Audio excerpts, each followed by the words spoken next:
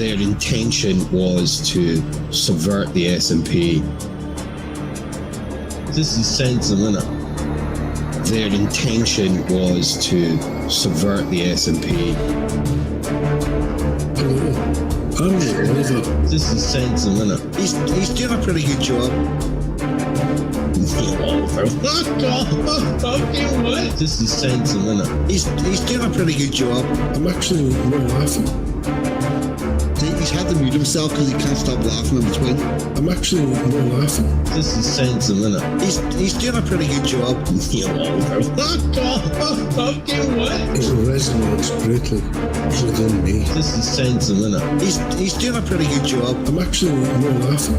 He's had to mute himself because he can't stop laughing in between. I'm actually not laughing. It resonates greatly within me. This is Sensum, innit? He's doing a pretty good job. I'm actually not laughing. It resonates greatly within me.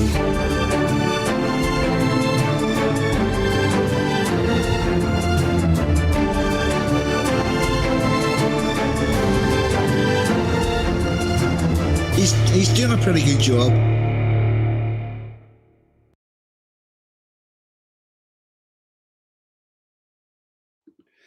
Good afternoon, good morning, good evening. Please delete as applicable because the internet is worldwide and time zones are a thing. Can we get a wee audio check in the chat, please? And a very warm welcome to everybody to another edition of an Englishman, an Ulster-man, and Scotsman walked into a stream. And with that, I will introduce my two co-hosts. Resisting the Lies, what about you, Sean? Well, it's that time of the month again. You know, it was John Davis's stream on Friday, and I noticed it's a duck making reference to, oh, are you doing your end of the month stream? And then I sat and thought about it. I was like, we only did that 2 weeks ago, eh? So something's gone wrong in my brain. That's what was 2 weeks ago. But yeah, here we are. I'm nae bad, went out with my dog as usual on a weekend. So feeling nae bad. Yourself? Doing good, all good here. Had a good wee day. I've been somewhat enjoying the World Cup. Some of it's been a bit funny, we'll get into that later on. So there's all that. Sensum, how you doing, Sean? Good evening, folks. Hope everybody's okay. Yeah, I'm doing all right, mate. Yeah. The reason why it seems a lot shorter is because it was a fairly late Friday towards the end of the month in October, but it's quite a soon Friday because it literally is just a couple of days. You know, we almost would have made it into the end of November. So it's just one of those weird ones where it's sort of just over 3 weeks rather than sort of the normal 4 weeks, just because of the way the Fridays fall. So that's why it seems a little shorter than usual. And it's got cold on it this week. I don't know where you are, but it got fucking noticeably cold.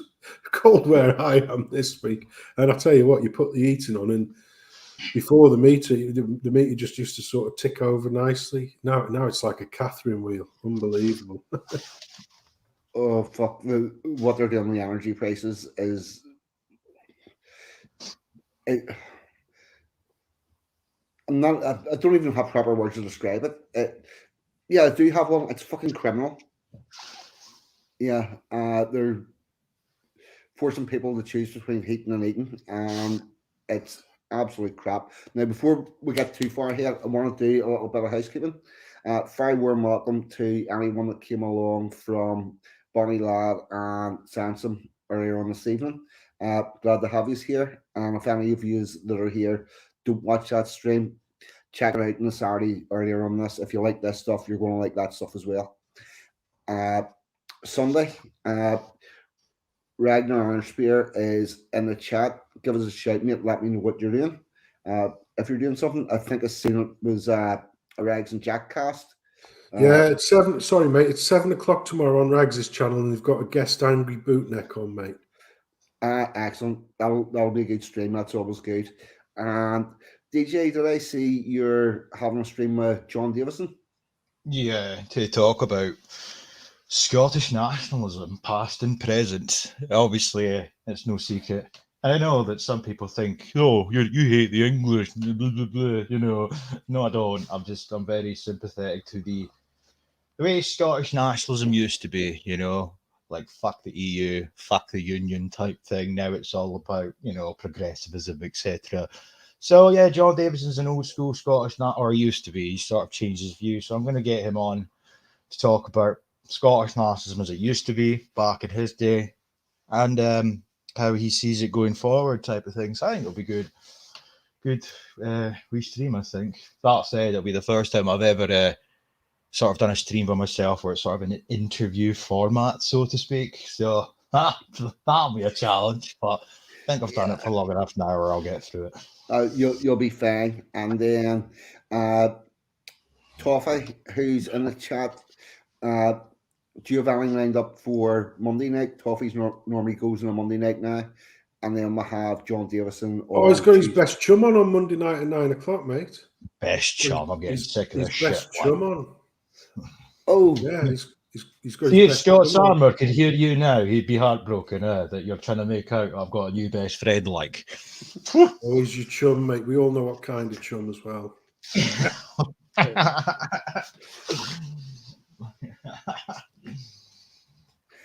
yes. So from that, you can take it that DJ Resisting Legs is going to be on with Toffee on Monday evening. I think that one goes live about 9 o'clock. I miss that because I'm on night shift these 2 weeks, but we'll get that on catch up because I think that'll be a good chat. As I say, John Davison on Monday, Thursday, and Friday. So that's you up to date with where all your streams are. I think I've seen Reg put something in the chat there. If I can just find it. Where the fuck did that go? Joe Marsh starts streaming tomorrow at 1 p.m. So there's a Sunday afternoon stream for you. That's probably going to clash with some sort of football. But there you go. It's 2 o'clock. It's 2 o'clock, and the stream's titled "We Were Never Asked Part 1," so should be good. Oh, this is going to get funny at some stage, but I shouldn't even say it that much. But yeah, Emma G is totally correct. DJ is getting about a bit. But it's a bit unusual for me to do that many streams in such short. Yeah, they've all just stacked up one on top of the other, but always good content with DJ. So there you go. There's that. Not every day you get a Scottish Highland on your stream, so embrace it. Yes, it's always good. Oh, yeah, sick of the dulcet tones of the Glaswegians. It's about time the Highlanders started taking precedent. You know what I mean? Yes. Get your speaking of devil, there he is. There's Clive. He's like herpes. Oh, you'd be lost without me, Clive Kins. Oh, he's a good lad, Clive. Good lad. Clive, welcome aboard, son. Glad to have you here. I think I've spoke about most of the people in the chat. I'll do a couple of hellos. Paka, what about you, chum? Toffee, I spoke about you. Tomahawk, evening, sir. Slim, what about you, chum? Irish Rose, nice to have you here. Sturmer, what about you? Budgie Burglar, what about you? Steve Cray, as always, thank you. If I've missed you, shout quite a lot and I'll give you a shout out, but there you go. Now, as for tonight, I have a whole bunch of links, and I know I'll start with because this story sort of triggered Sensum on one of our previous streams. He was quite unsure about a lot of the stuff that seems to go on in the modern world and the madness that goes about. So this will be good then. Oh yes, this will be good. Some gets triggered. Eh? Here we go. Present share screen. Emma, did you hear that alarm there? You know what it means. There you go. Do I need to zoom this up a little bit? I think I will. few. And we'll zoom out another little bit. Oh, fuck off. What the hell just happened? My link disappeared. That didn't work. Right, okay. What the fuck? Well, yeah, I had it was on the screen and everything. All I was doing was zooming in, and it. There we go. We're back. Yes. Sorry, no. Yeah. Woman who made real R 1.49 core. That's Indian currency from selling her farts as announced her retirement after a heart attack scare.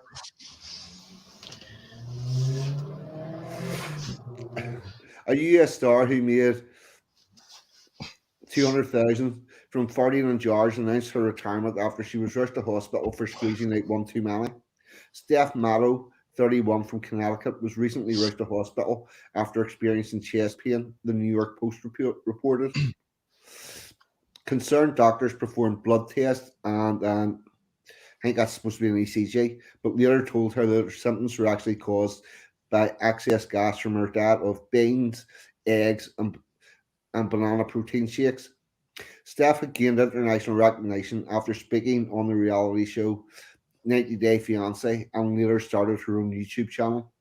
She then made the headlines by capturing her emotions in jars and selling them to people because I thought it would be hilarious publicity move and we get a lot of people's attention.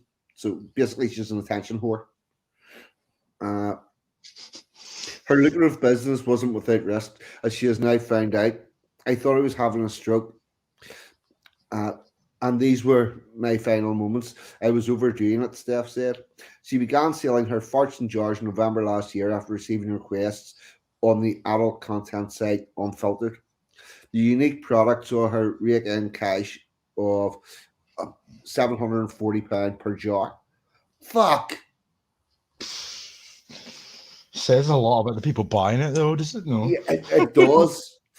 Though staff offered a 50% discount during the festive period. It's very Can I nice. ask a very quick question before you go any further with degeneracy? Did she have to film herself farting in a jar with some kind of bespoke label on so they knew it was hers? Because let me tell you now, right? I'm not opposed to dropping the odd beefy ego now and again.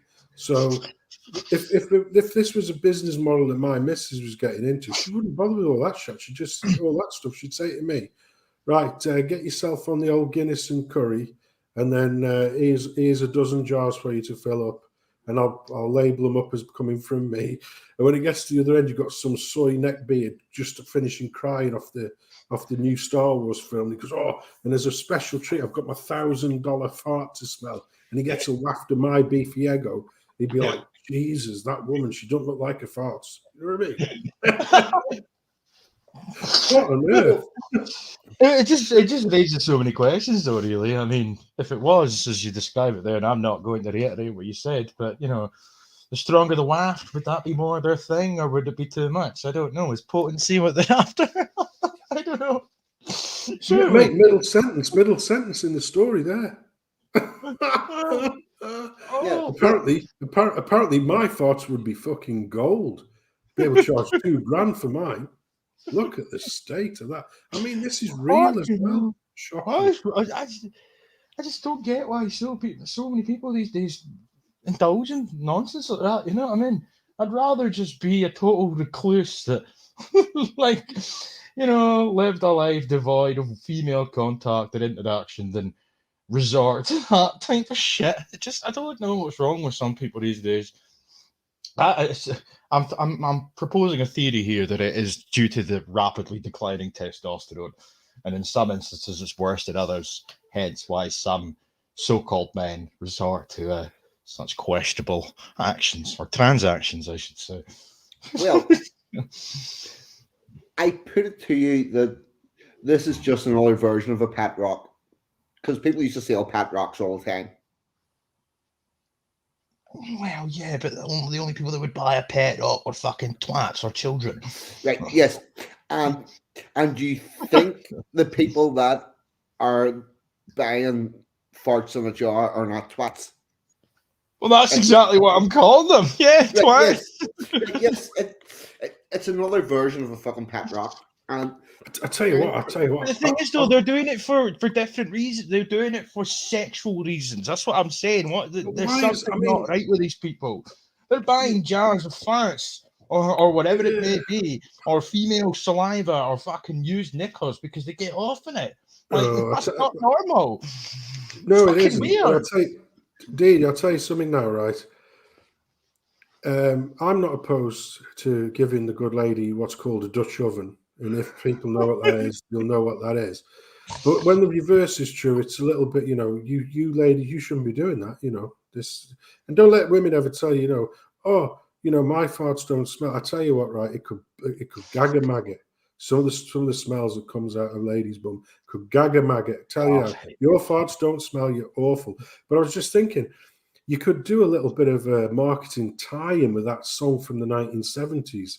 I could store time in a bottle. You could say, if I could store farts in a bottle, then I know what I'm going to do. Can you imagine that? Do you remember that song? Time in a bottle. I can't remember who did that. Was it some Canadian bloke who did it?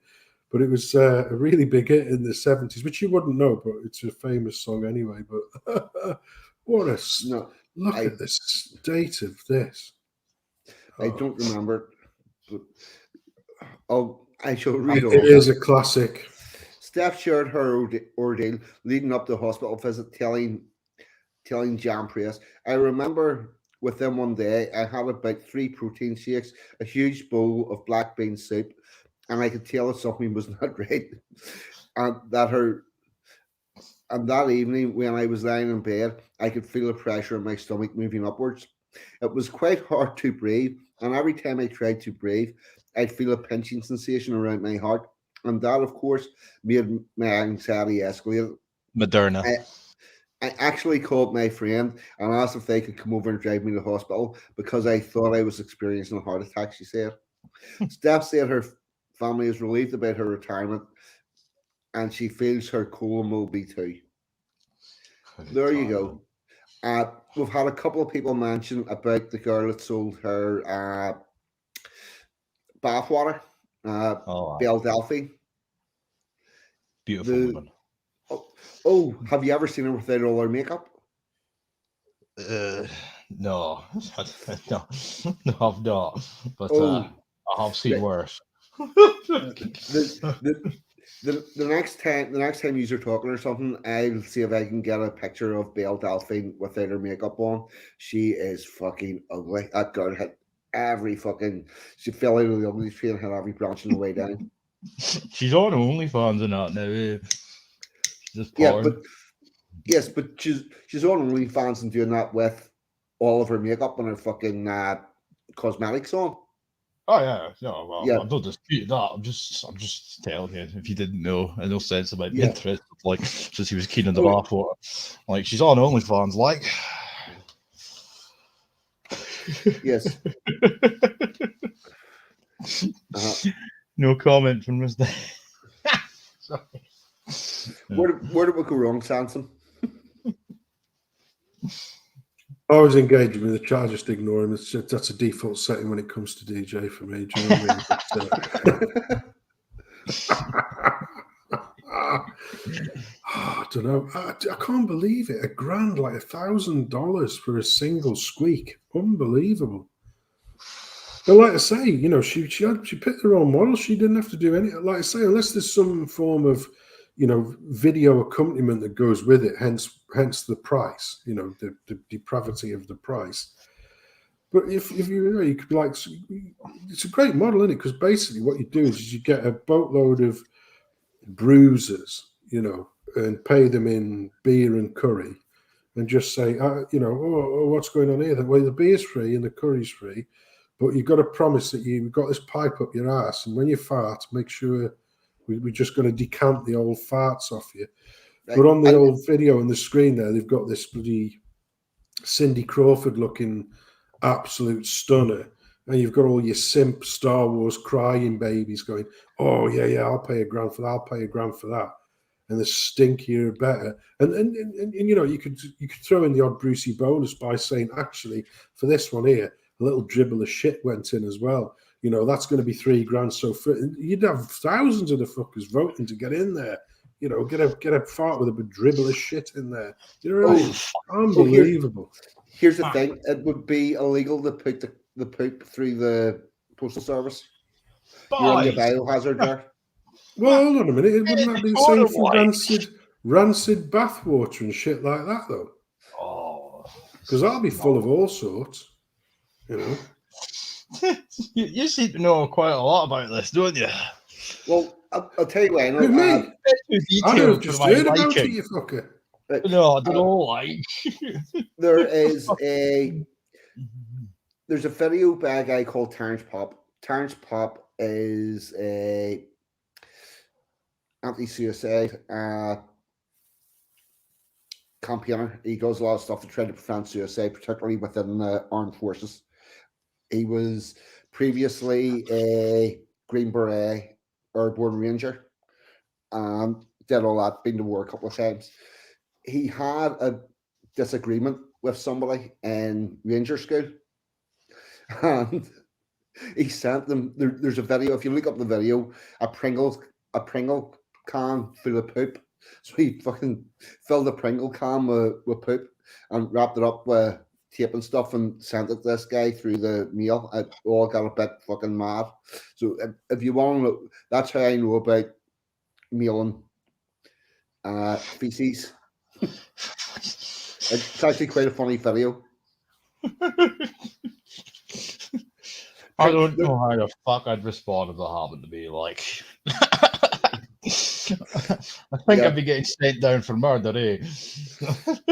Yeah. In Minecraft. So there's one for you to look out for. A Pringle can full of poop by Terrence Pop. It's quite a funny story. There we go. Have we rinsed this topic?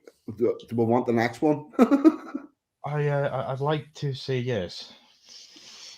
Yeah, you'd like to say yes. Is the next topic better? well, we can keep it on. Worse. Actually, we'll keep it on a similar theme. No. Oh. No, you like this. DJ already knows about this because we mentioned it last week, but I have updates. Present share screen. Chrome tab. Here we go. Fuck off with your ad. There we go. Can you see that? Oh no, yes. no. Oh yeah. Right.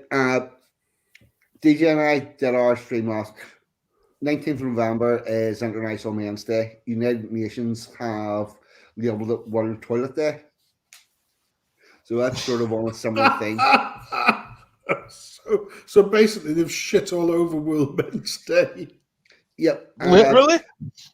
Literally. I'm not going to read the whole thing out, but it says about how they came to it.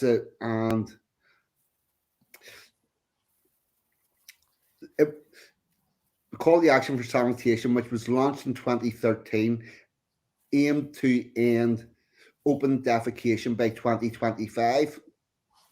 Now, they have calmed that down a little bit because in the original utterance of that, they said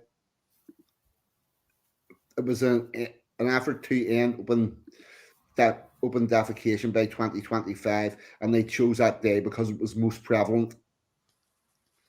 And basically what had happened was International Men's Day was getting a bit of traction, and they wanted to stop the spewing of shit about International Men's Day.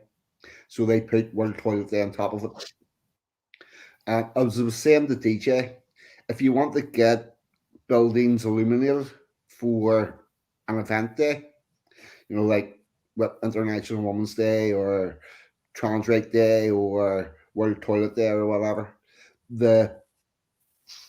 one of the requirements by the government is that the day be officially recognised by the United Nations, which means we can't get buildings illuminated for International Men's Day because World Toilet Day is on it.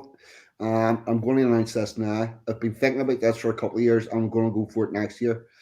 I'm going to attempt to get Stormont lit up blue for World Toilet Day because blue represents water. And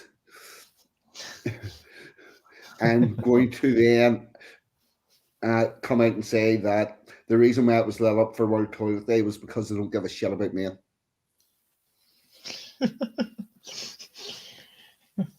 I like your thinking, you know. Sarcasm and irony go a long way in many respects. Yeah. But Well, and come January, I'm going to be contacting my member of the assembly, although they're closed at the minute, but they seem to be doing a lot of the other stuff. So I'm going to have a go at getting it lit up blue and I'll keep you posted. So you have heard it now, it's out public that if Stormont turns blue for World Toilet Day, it's because I've got involved with it and because in an effort to prove that they don't actually give a shit about men. So there you go. There's the World Toilet Day spiel. Any thoughts on that? yeah, how are you have you thought about how you're going to go about getting it lit up?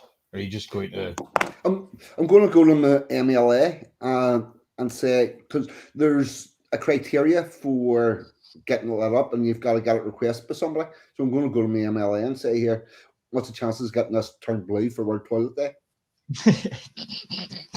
so fucking stupid. Yep.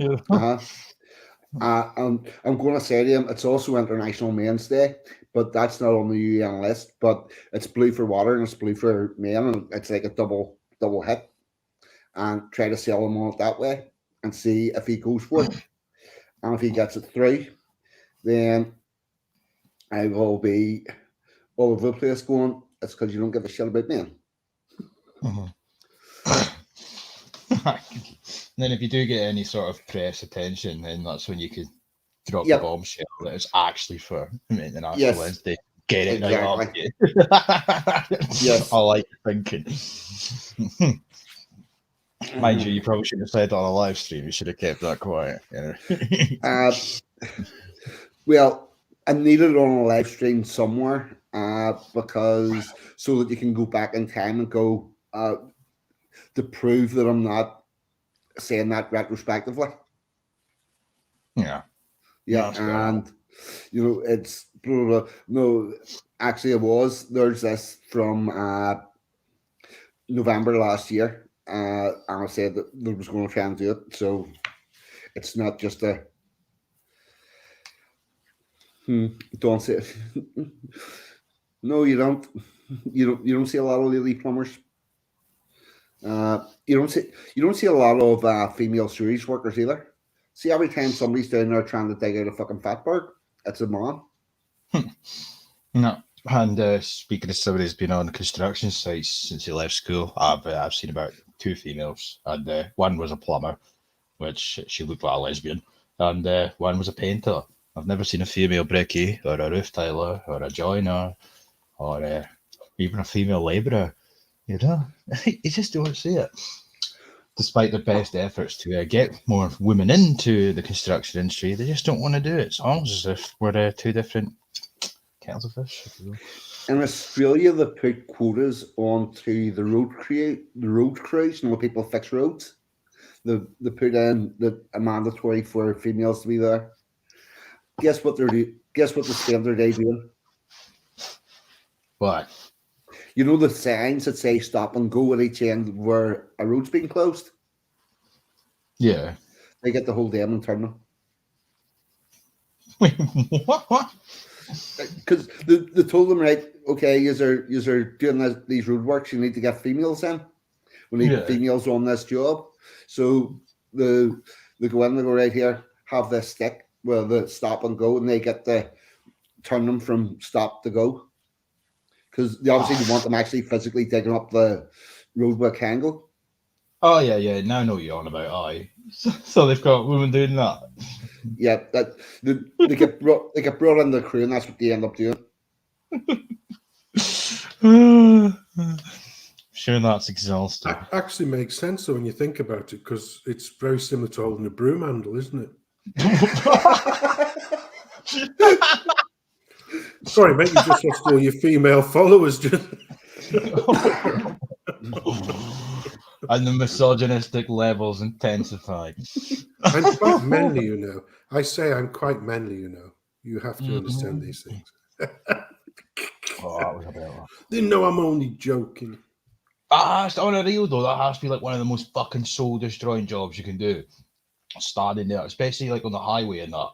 I don't know if you've ever like encountered them when they're doing that on the highway and there's just some guy standing there with a face. He doesn't look impressed, just dictating how many cars can go and turning his wee sign to stop, and then the guy at the other side flips it the other way down. I mean, that's fucking boring. Oh, that would drive me demented doing that all day. And they literally do it all day. Standing there, you know. Well, That's one of those see, moments where you must say to yourself, I wish I stuck in at school.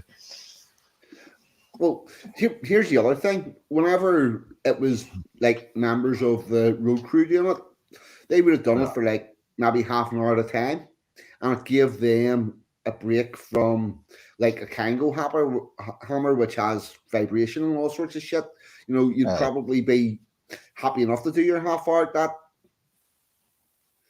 But Yeah, no, I would do it for that, like if it was Yep. in rotation. But there's been times where I've driven to like away down the A9 and that the places, and then like I bang into these construction workers, and then I'll come back up the road, and it's the same boys. The oh sign. fuck, So it just looks like they're the lackey, you know. Fuck yeah. What did you do? What did you do for the first year of your apprenticeship? I held the sign. that. Oh fuck that. No. Oh fuck. Nah. No, I mean, if it's for if I don't know, it's for like an apprenticeship or something. Like they just get you doing all the shit, because that is what they do in apprenticeships. They get you doing all the shit jobs at first. Oh But yeah. I was an apprentice when I left school, so they had me doing crap for about 6 or 7 months before I actually did anything that I was supposed to be doing. So I mean that's understandable, but like what I'm on about is when I've driven down the A9. It's like middle-aged men stand there all day with their wee sign. So, you know, I'm all for that, for a bit of gender equality. Get these guys doing some other work, you know. We'll get some lassies to stand there and hold their brooms. Oh, sorry, their signs. All right. Let's see. Oh, there's this. You'll like this one, DJ. How's that? Can you see that? What the? Yeah, English woman's phobia, Scots accent. Makes her feel What? sick when. Well, which? Oh, do you know what though? I bet you it's like there's one Scottish accent that I can't stand, and it's the Doric accent. You know, people from like Aberdeen and that. Oh my god, that makes me ill. It's fucking vulgar.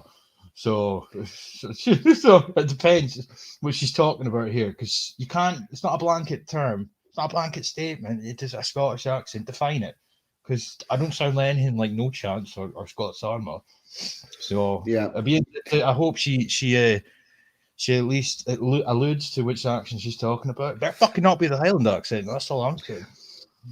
Oh, by the looks of it here, she's got one of those fucking rings through her nose. Well, Yeah. God. A woman who is terrified of Scottish accents has revealed the fear so severe it caused her to experience heart palpitations and nausea. Kirsty Baker has even turned down dates because of her irrational fear and winces at the sound of the Celtic twang. Going to extreme lengths to avoid it at all costs, the 32-year-old from Hampshire switches off the TV and radio as soon as she hears the accent, and has been doing so since she was a child. Oh, wow. I feel offended. Yeah. Oh, you ought to be. Somebody should be taking her up for hate speech. Exactly. How's it no racist? If I said the same thing about Urdu or pigeon speak, I'd be held up to the courts. Yes, she said, if I hear a Scottish accent, I literally start to panic. My heart races and I feel sick. It's awful. Do you know what this tells me? She's never been anywhere near anything dangerous in her fucking life. Aye. Because see if she had to, like, I don't know, climb a triple 18 ladder or something, she would reassess what's fucking uh, what to be frightened about. Kirsty first became adverse to the accent when she was 10 years old while attending a boat show with her parents. A man on stilts, sporting a traditional Scottish tam o' shanter hat and red wig, approached her. I don't think red wigs are fucking traditional. Kirsty explains the man started speaking in a thick accent, and the way he looked and sounded just terrified me. I ran away and hid behind my parents. Bet it was a new Scot. He was in a Jimmy hat. What Yeah, you're describing there, he was in a Jimmy hat. Yes, Red tam o' shanter with ginger hair. That's a Jimmy hat. I've got one of them. Yeah, but he was also on stilts. I don't care what drug he was on. It doesn't make a difference. He was on stilts. No, does she not think that maybe what caused her to have a bit of a reaction was the fucking fact that he was like 20 feet tall? Yeah. You know, More than likely, yeah. yeah. But again, no, the way this article's written, the accent. What do you mean the accent? Yeah. Like if you go 20 minutes out of Inverness, they sound different. To Inverness is no different to England with the different dialects and whatnot. Well, Scotland's no different, sorry, in Inverness. Yeah. So this the accent. What accent you on about?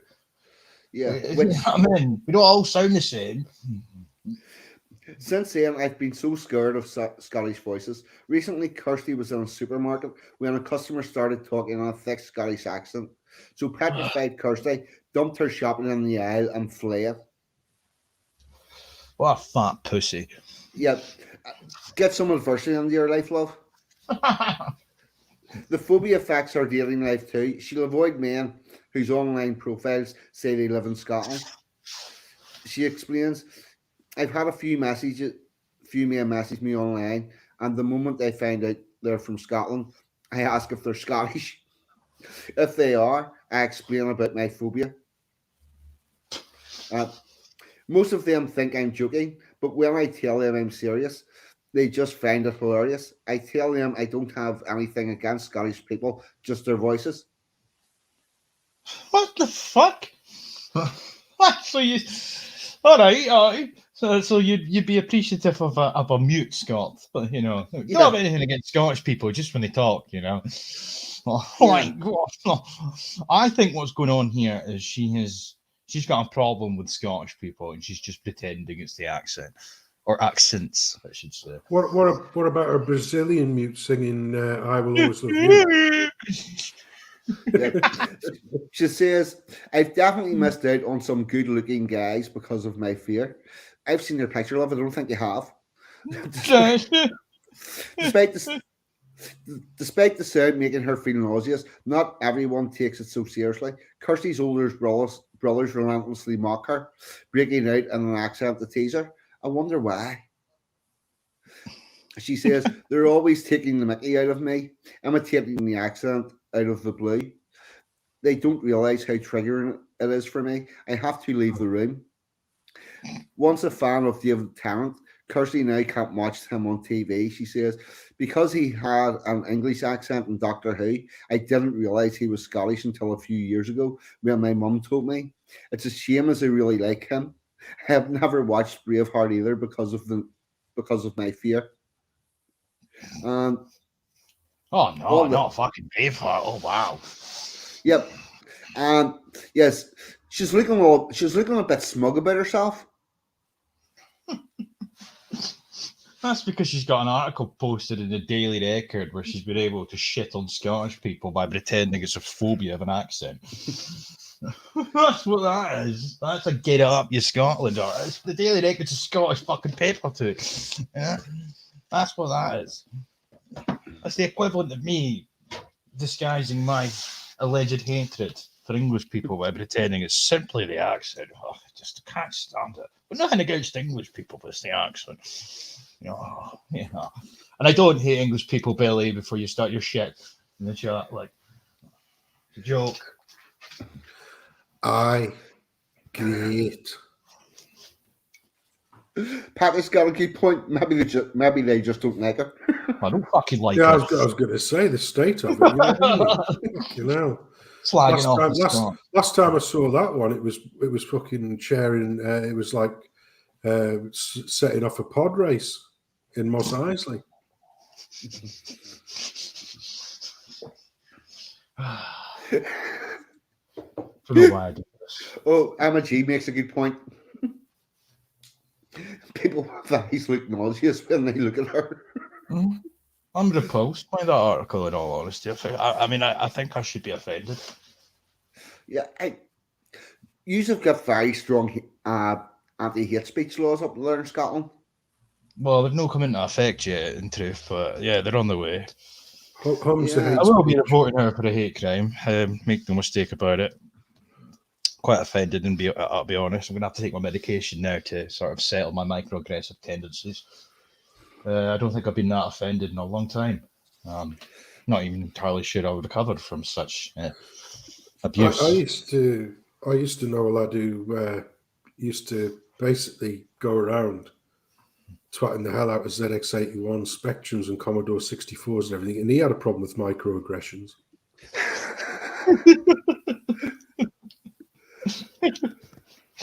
I fucking hate that term. They say it's not unironically. It just does my nut in it. And they're going about white fragility, and then the next breath they're going about, and then the microaggressions, and some of those microaggressions, the racists. They literally, I've shown the videos. Like one of the critical race theorists in Scotland usually sits in all the government panels, not Melina, a different one. She wrote this publication, or she published this publication as PDF. And there was a section talking about microaggressions, and it said in it racist stares, like not like stares you walk up and I mean like a racist gaze, a racist stare. We met eyes, our eyes met, and it was I could sense the microaggressions. I could sense that was a racist stare. Fuck off! Don't you ever call me fragile for being white when you're talking about racist stares? Like fucking do one, eh? Right. So I think it was about 2013, 2014. The term stir rape got brought into the equation. Yeah, he's raping me with his eyes. Mm-hmm. Yeah, same principle. It's like we were on about in the stream last week. Like so much of the feminist nonsense has just been copied and pasted into the sort of the anti-racist quote unquote routine. The feminist theory and critical race theory, it's the same shit with a different target. Yeah, no, it's just copy and paste. It is madness. It's just kittens. I mean, you can laugh at it, but the reality is there's obviously malevolence, malevolent undertones. So you can mock it all you want, but there's obviously method in their madness. And fucking madness it is. But it would be funny if it didn't become law. Yeah, exactly. It'd be funny if the narrative wasn't solidified and predicated in the back of their bullshit. But it is, sadly.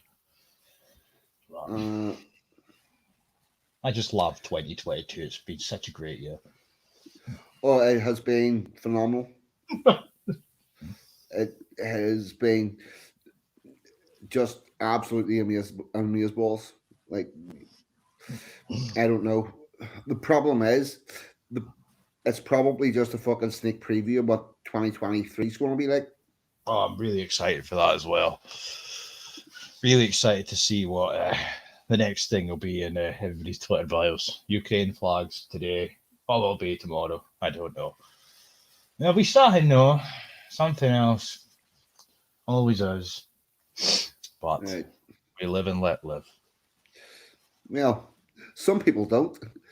Here we go. a wee bit of a Northern Ireland thing. I want to get back on the StreamYard to see. Yep. Emergency services attend fire at Orange Hall near Macrofeld. The Orange Order are the people that organise all the parades over here and stuff. They're a cultural and religious organisation. Emergency services attended the scene of a fire at Orange Hall in County Londonderry. PSNI and Northern Ireland Fire and Rescue Service are in attendance the incident at Ackland Road near Macrofeld. The public is being asked to avoid the area. A spokesman for the PSNI said, police are currently at the scene of the fire at the Orange Hall in Acklands Road near Macrofeld, along with colleagues from Northern Ireland Fire and Rescue Service. Members of the public are asked to avoid the area at this time. Northern Ireland Fire and Rescue Service spokesman said they were called to reports of a building on fire in Ballyknocker Orange Hall, Macrofeld at 16:52 p.m. on Sunday, the 30th of October. Fire appliances from Mara, Macrofeld, and Springfield, and aerial appliance and water tank. 29 firefighters and 2 officers were in attendance. Firefighters used 4 jets to extinguish the fire. The cause of the fire is under investigation. The incident was closed in 2014. DUP, that's Democratic Unionist Party, MLA Keith Buchanan, said that the blaze caused the roof to collapse and is urging anyone with information to collect the PSNI. He said, I visited the hall this evening and fire crews were battling to bring the blaze under control. One of the metal window guards had been removed when the fire was discovered. The fire had seriously damaged the hall and the roof collapsed.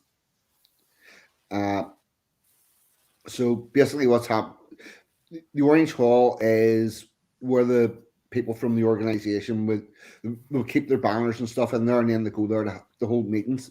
They had put metal railings over the windows, and somebody managed to get one of those unscrewed, broke a window, and set the fucking place on fire.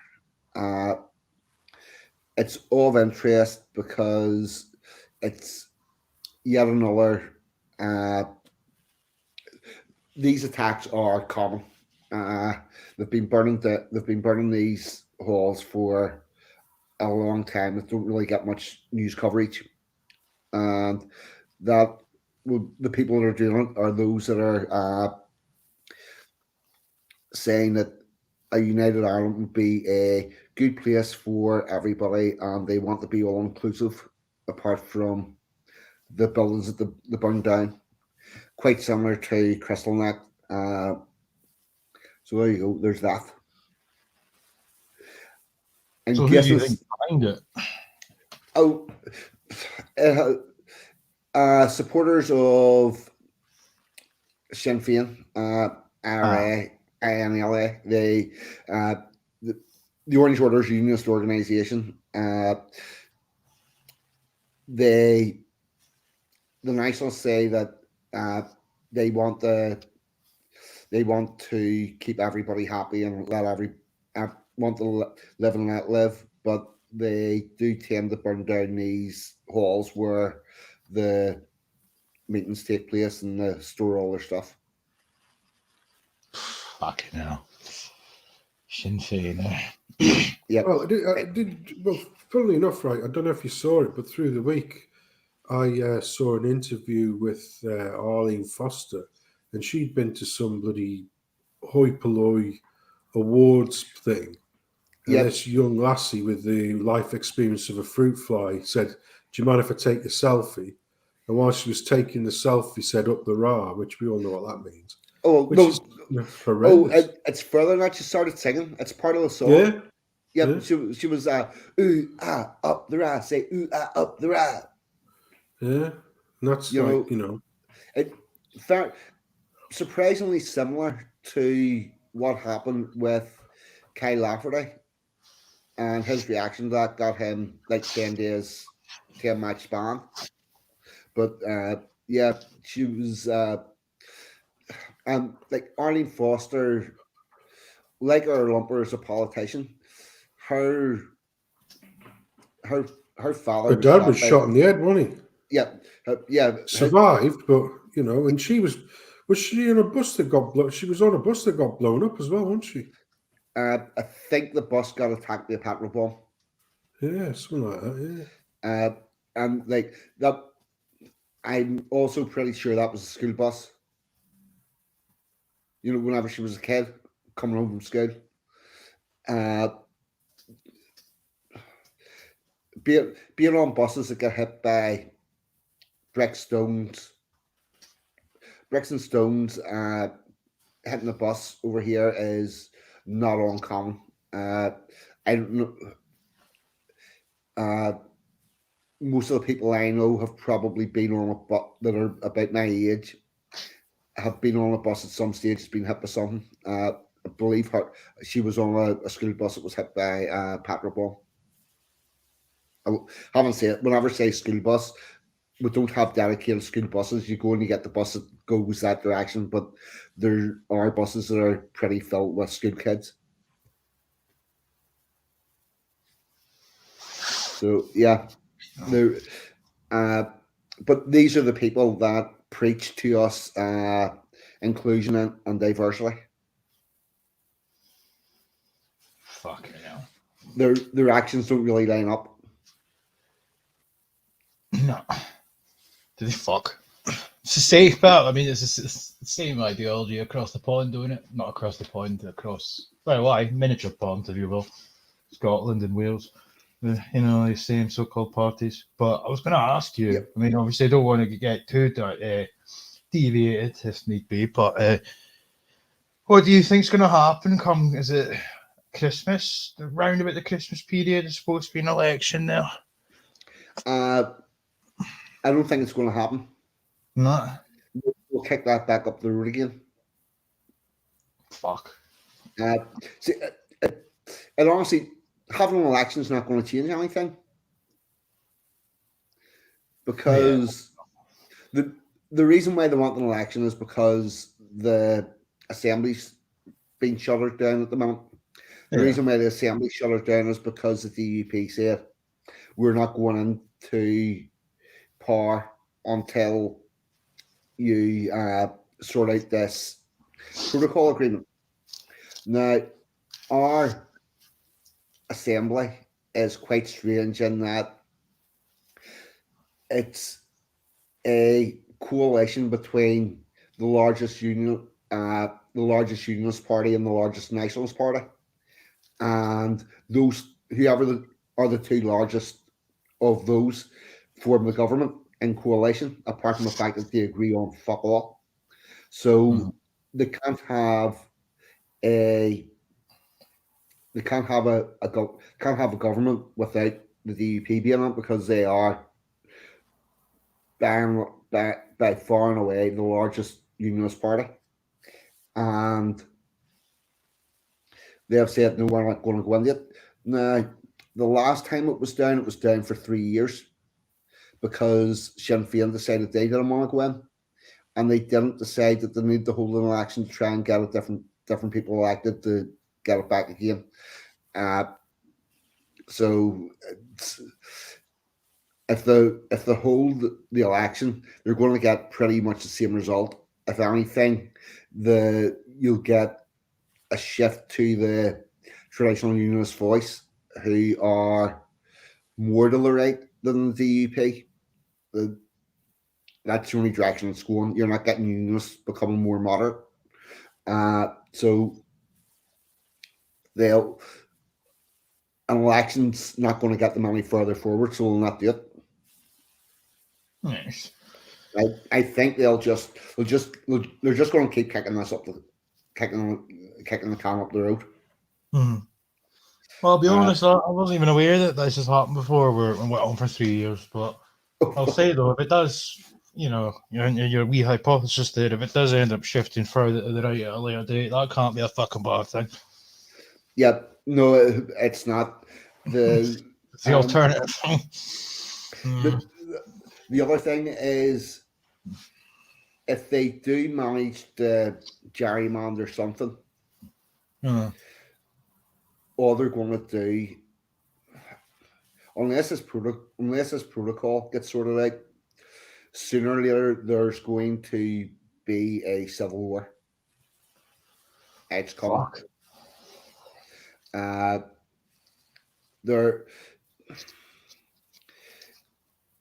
you can pretty much judge the tone of what's going on by the writing on the wall, and I mean literally the writing on the wall. And what has happened over the last 2 years is there's a lot of signs have went up with people with arms saying no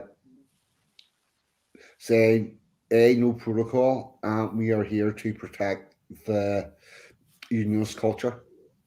And it's not like there is a tendency for the governments to kowtow to the nationalists because they keep on saying, well, you don't want to go back to the bad old days. In other words, the IRA might come back if you don't do what we want. Yeah. And we've been hearing this for 25 years ever since the peace process. And we've now got to the point where whenever they're saying that, you've got people on the other side saying, actually, you know what, we'll take the bad old days. Bring it on. Mm-hmm. And I don't think Westminster has caught up that. I don't think the Assembly has the Assembly starting to catch up with that, and they're going to have to get this sorted out one way or another. But it's going to have to be something that works for the unionist people because they're not taking their shit no more. Mm-hmm. They want to put people in the Larne to do the customs tests, and they were there for 1, possibly 2 days, because there was messages sent that the next person walks into that office, we're shooting. Fuck. Jesus Christ. And so they decided not to put people into. There's a customs office in Larne that's there to deal with the paperwork for goods coming from the mainland UK to Northern Ireland. They were put in to deal with all that. That's where they put their big centre for it. And the first day that they tried to man it with people from the European Union, they were told, yeah, you just come back tomorrow, you're getting shot. And they decided to not come back tomorrow. Fucking hell. Seconds there. I was going to say, well, give me a minute. I'm getting a beer. So I'm a bit far away from my mic. Here, I'm back. Yeah. I was being good tonight, I was holding off my beer until the stream started. But, obviously it's very, very much different where you're from that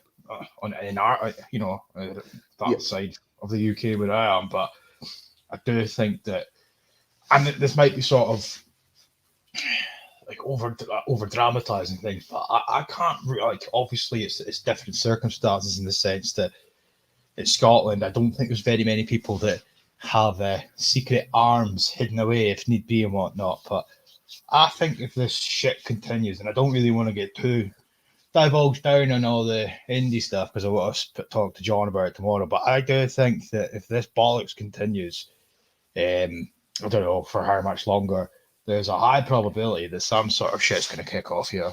And I don't just mean a wee punch up in Glasgow City Centre. I mean seriously, because both sides, the quote unquote nationalists of Scotland, which ain't fucking nationalists at all, as and your unionists, it's becoming even more polarised as the days go on, and the media ain't helping things at all. The rhetoric in Parliament isn't helping at all, and I can see a mile off that. If nothing happens, I will be surprised, is what I'm saying. I don't particularly want it to happen, but I do think that, because one thing that's abundantly clear and always has been historically, the problem with Scotland is other Scots. We always undermine ourselves. That is, since the dawn of fucking time, historically speaking, it has been Scottish people undermining their own. And this is no different in the context of what's taking place now. I do think that there's a very high probability that, that there's going to be some sort of serious commotion in the future. Might not be in the levels of what we've seen in your part of the United Kingdom, admittedly, but I do think that similar things may occur. And I've thought that for some time. I really have. Just the venomous rhetoric that's from both sides directed at each other. Yeah. It's kind of interesting to observe as a bystander because I don't sympathise with fucking either cause, really. But I can see it coming. I have no actual information or evidence or proof, but I have seen some actions that have taken place in Scotland recently that would lead to the idea that I think that in Glasgow there are at least some arms knocking about. Oh, like the poppy burning thing. We still don't know who did that, but I have my suspicion. But the orange, you get the orange walks and stuff. But even like the SNP, fucking a lot of the SNP's sort of activist types, they are a lot of them. Well, they might be quote unquote Scottish Derby. Well, but we've gone through this a wee bit before. Like a lot of them, they're either Irish descendants or they have the same mindset as those that support the IRA and they want the Republic for Scotland, and it's very.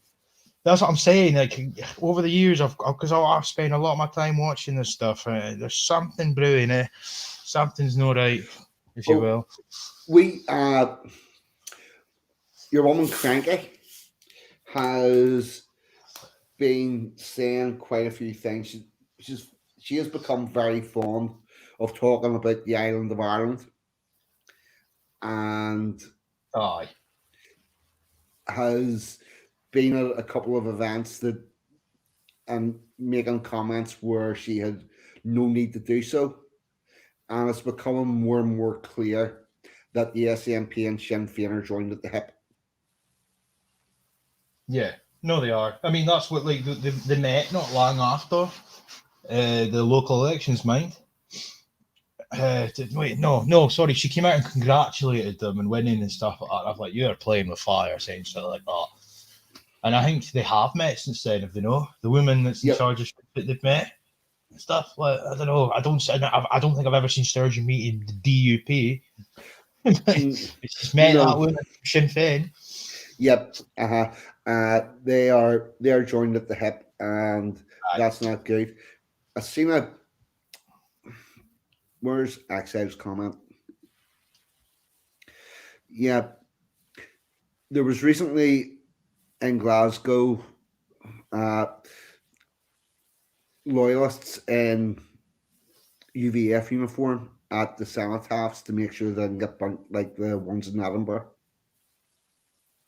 And I don't think they're turning up there in uniform without some sort of support, because if they're doing that, they ain't gonna allow to lose.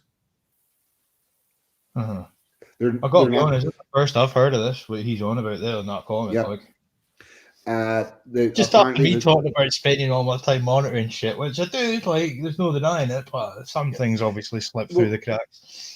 The other thing is there's a lot of things that they try to keep very, very down low that the news will not publicise.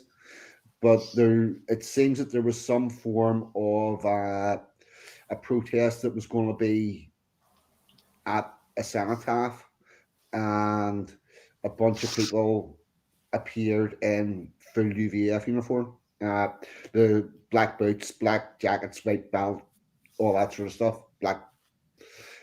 And I can tell you now, they're not going to walk out like that and risk getting battered by people. Yeah, it would be it would be too much of a humiliation for them to do that. But then, obviously, what happened was once that happened, the police stepped in, did their job, and kept the other people away. because they weren't going to let there be a confrontation there because they knew it would escalate.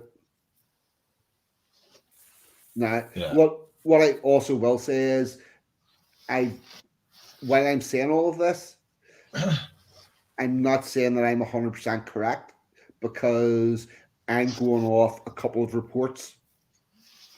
I'm saying what is probable and likely if something like that's happening, judging it off how it is whenever anything similar to that happens in Belfast. Yeah, and I'll also add that caveat for myself as well. What I just said about Scotland, Yep. I could be totally wrong, but I would be very surprised if nothing kicks off. And that's no me saying I said that already. I don't want it to fucking happen. But I would be surprised, especially if the trajectory that it appears we're on, that eventually the SNP will get their wish of a referendum. I do think that there's a high probability that that's going to create a fucking shitstorm, especially when they win it, but they will win it. There's no question in my mind that they won't win it. But I don't know. There is quite a high there's quite a high count of people in Scotland who are staunch, mainly in the Glasgow area, but it's not limited to though, but staunch sort of unionist types, royalists and unionists and whatnot. They ain't going to stand for that. I don't think so. I guess it's one of those things where you have to say, watch this space.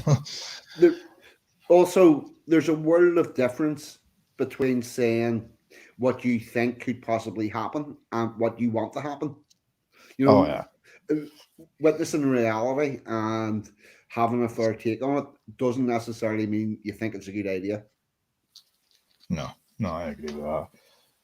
Sensum, we've hogged the floor, but yep. As a sign, and I'm busy telling the chat off, mate. I'm dealing with the chat. I'm far too busy to speak. I'm curious though. Since we're on this topic, it's like we're obviously on about our respective countries, but as a sort of assassin act, if you will, somebody who's not in any of the aforementioned countries, how do you view things from what you see? Because obviously you've got what I say and you've got what 42 says and whomever else you listen to and whatnot, but just from an actual Englishman's perspective, what the fuck do you think is possible in the future? Because I see bad times ahead. Well, I don't. I think that, for me personally, I think that we are stronger together as a unit, but it has to be a unit which works together for the peoples of these lands. So for the Scots, the Irish, the Welsh, or the Ulster-man, I should say, 42, before you kick me in the nuts over that one. But what I will say is this: I genuinely think that we are stronger together, and there's a lot of the rhetoric that gets driven and drummed up in circles within Wales and circles within Scotland that hate us because of stuff that happened 1,800 years ago, whatever, which is fair enough. But I will never ever resent any native Welshman or any native Scot or any native person in Northern Ireland.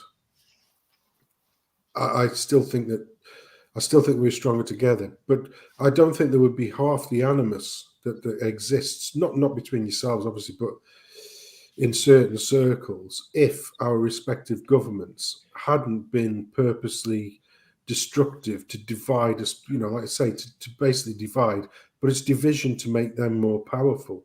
So that's the fallacy of it all. Plus also, like I say, the SNP are a busted flush because they're not a nationalist party. They're they're a globalist party.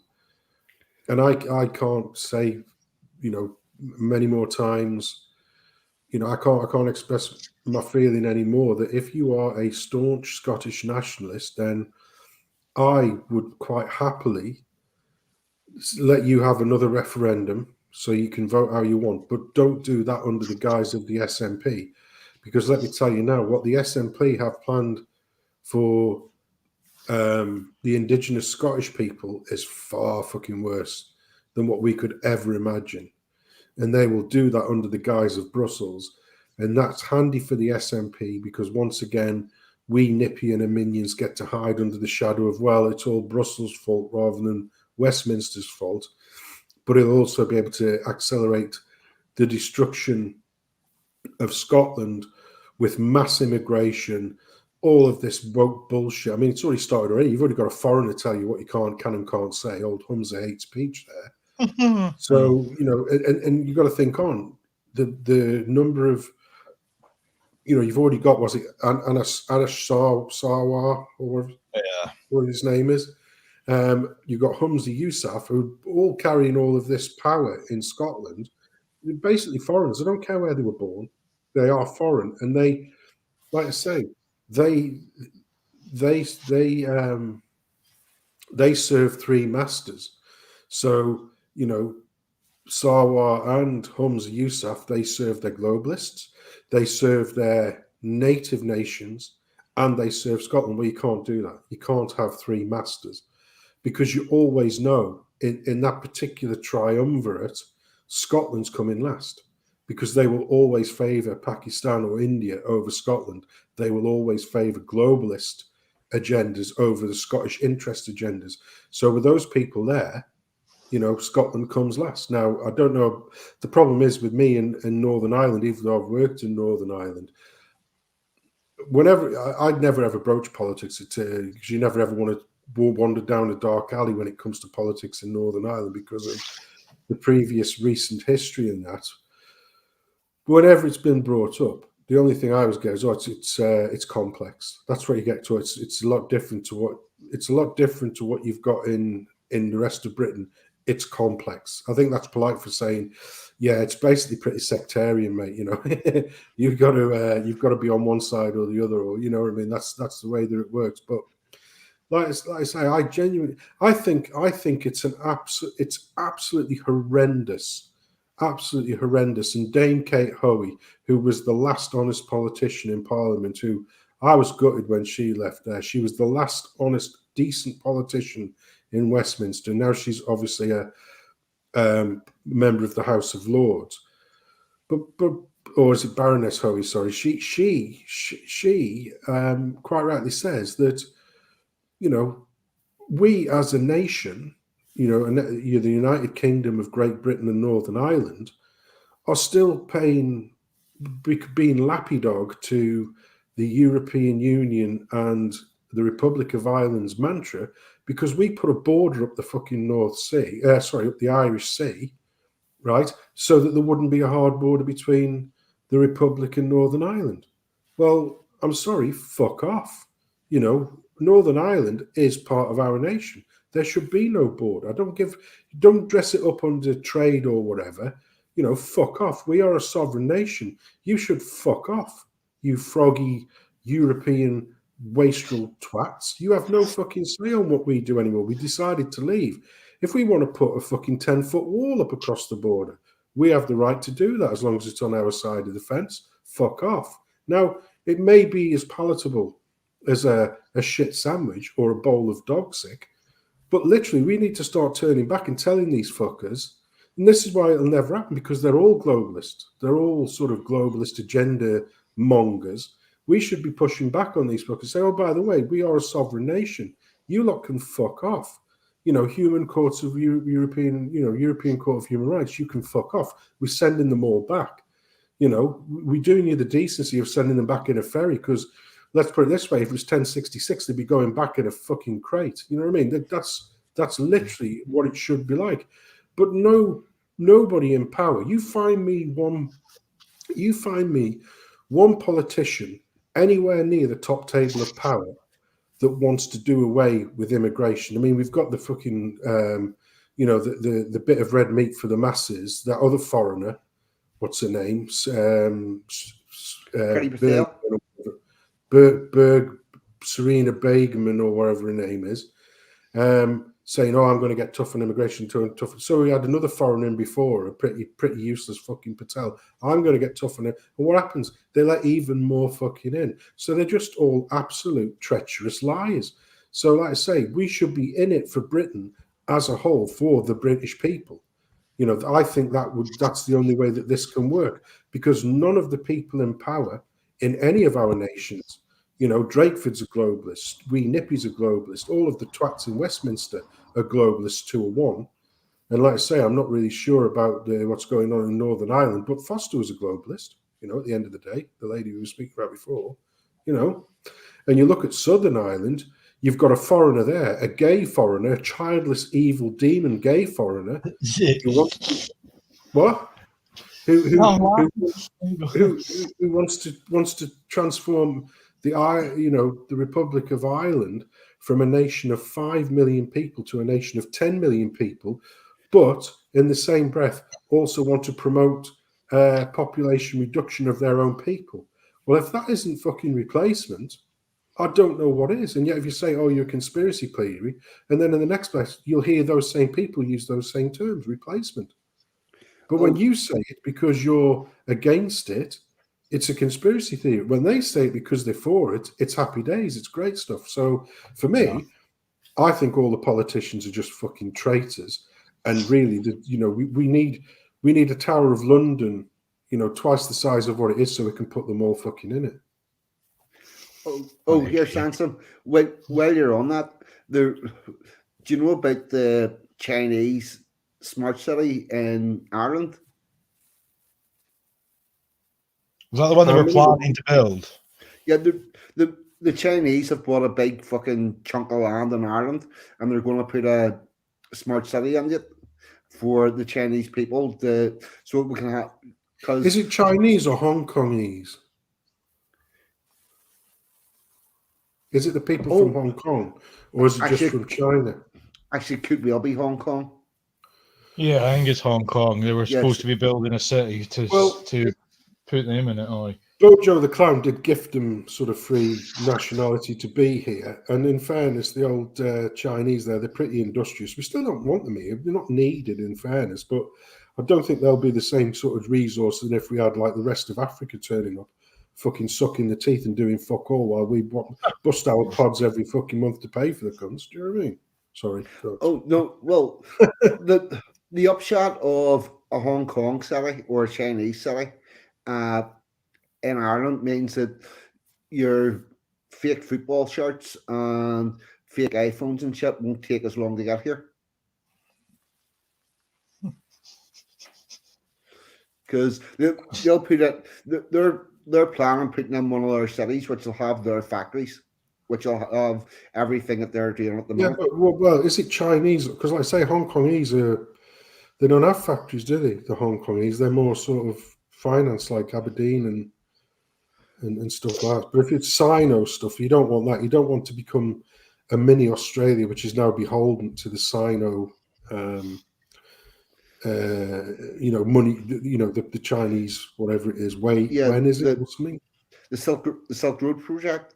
Yeah. You don't want to be beholden to that there, even though most countries are. I'm surprised we've managed to avoid it for as long as we did, because it's to be sure the set of traitors we've got now, if they could jump in bed with the Chinese, they'd fucking do it. That's for sure.